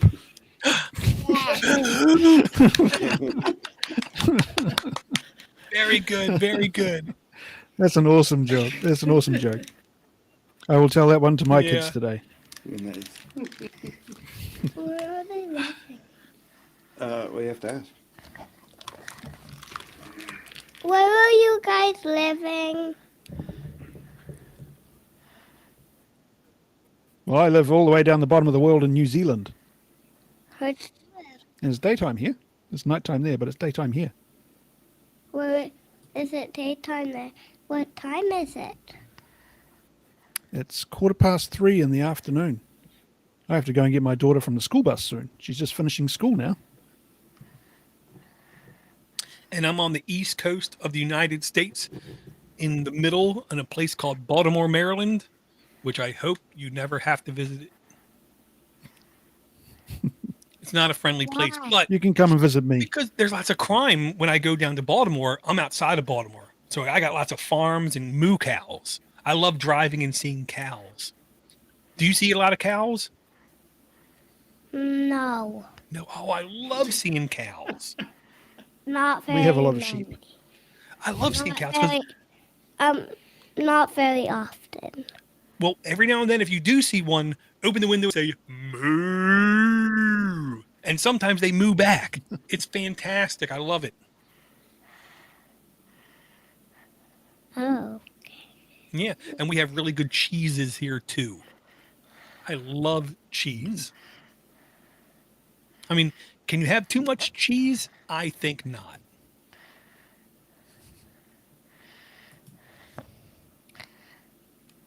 So, what kind of books do you want your dad to read to you? What's your favorite book? I don't know because I have too many Too many? to know which one's my favorite. Too many what? That's a good So thing. you just like having random books. What was the book you just read about dinosaurs? Dinotopia. Ooh. I'll have to read that one. Sounds good. What time is it in your place?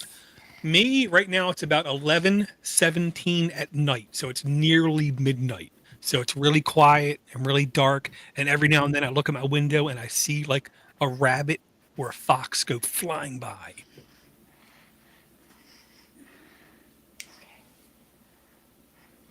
Oh. You say goodbye. Goodbye. See you later. See you next week. Bye bye. Good Morning, Vietnam. Good morning, Vietnam. Do you know what this means? Oh, we just learned about that today, Dor. This is the road runner with his ears, and this is the road runner when his ears aren't listening. So this means don't talk. This means listening. Gotcha. I'm gonna say bye again. Okay. Thank you very much. Bye-bye. Bye. Bye. Bye-bye, buddy. Bye. Talk to you again. See you later. All right, I'll be up in a minute. Oh my God. Such a good looking kid. Are you sure that's your kid?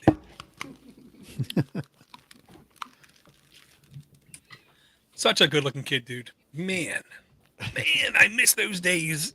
Man. Oh. Now they're dirty and they stink and they're mean. Ugh. And Baltimore and Swift, I'm not going to lie with you.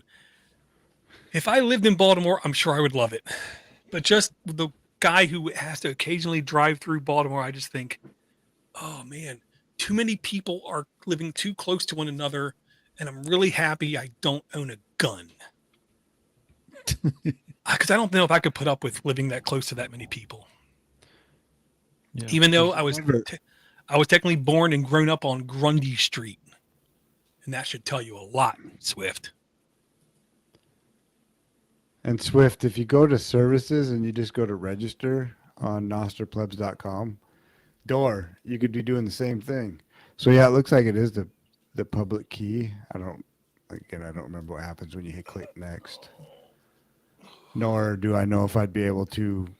I'm actually going to try that. I'm going to manage and see if I can even.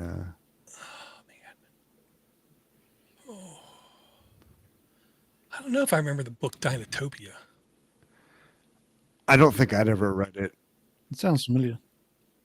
I don't know. It was cool though. It was really, really interesting. Yeah, like half of the books I read to my kid, when I'm done reading it, I'm like, well, this is going in the trash. And then half of the books when I read to my kids, I'm like, this is really good stuff. You know, there was almost nothing in between.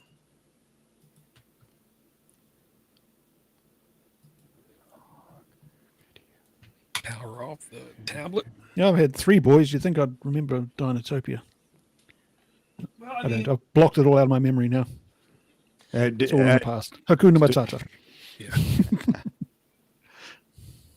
Yeah, I had one kid who was extremely interested in dinosaurs, and my youngest ones were like, they're just stupid birds that died. Okay. He's like, they're not around anymore for a good reason. He's a harsh fella, let me tell you something. Sounds like a delight to be around. Well, if he's talking about a topic that interests you, he's great. If you talk about something he finds disinteresting, he lets you know. Ooh, yeah. There's no in between with him. And then in the chat of the Jitsi chat, is that what we're using? I don't even know what that we're using here. Oh, we're using Video Ninja. Oh, Video Ninja. It's like Jitsi, but not. But better. Yeah, I put in that chat a link to it. That's not the final.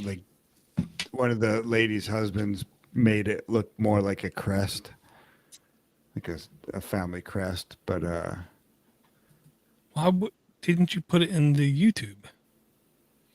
Oh. What? A picture of a grizzly bear? Yeah, dressed up as a magician. I didn't know what the hell that was. Josh has been on the mushrooms again. Absolutely. Well, it was supposed to be. I don't want to talk about it anyway. How about them Cowboys? Yeah, how about them Ravens? Rather not.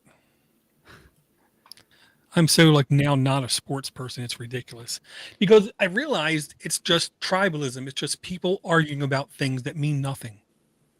I don't care about your soccer team. I don't care about your baseball team. I don't care about your football team. I don't care who you think is good in golf. I don't care what battle bot you support. Oh, God, it's just so boring. Okay, Door, show me what I need to do with my Plex More. to access your. First off, you Trying to go cannot slow. access. And then there's all the libraries on the bottom left. Yeah. But I can't access your one.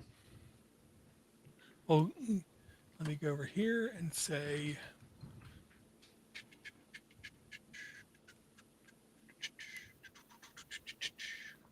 And what's the URL that you're using right now? Like if you click on your URL address bar, is it your local? App.plex.tv. Okay, yeah, good. Because one time you were using your local. App.plex.tv /desktop. Yeah. Okay, so give me a second. I think I have to come into settings. I have to come down here to say.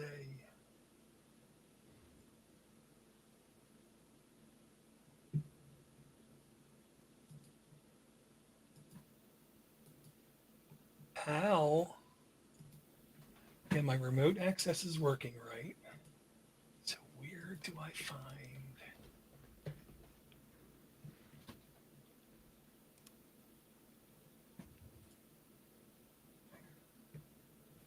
Whew, man.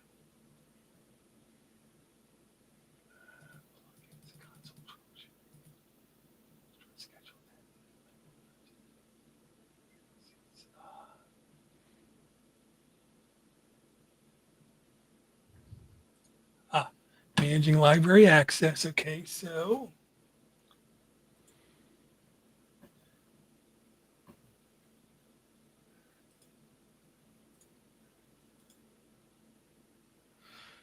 I don't see it. Why doesn't it tell me what your okay, what is your do me a favor in this video chat, put your email address that you use for Plex.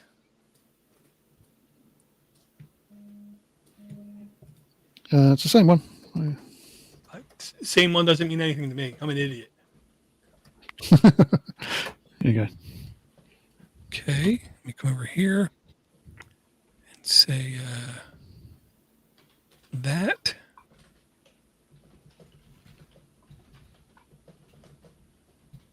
Will be.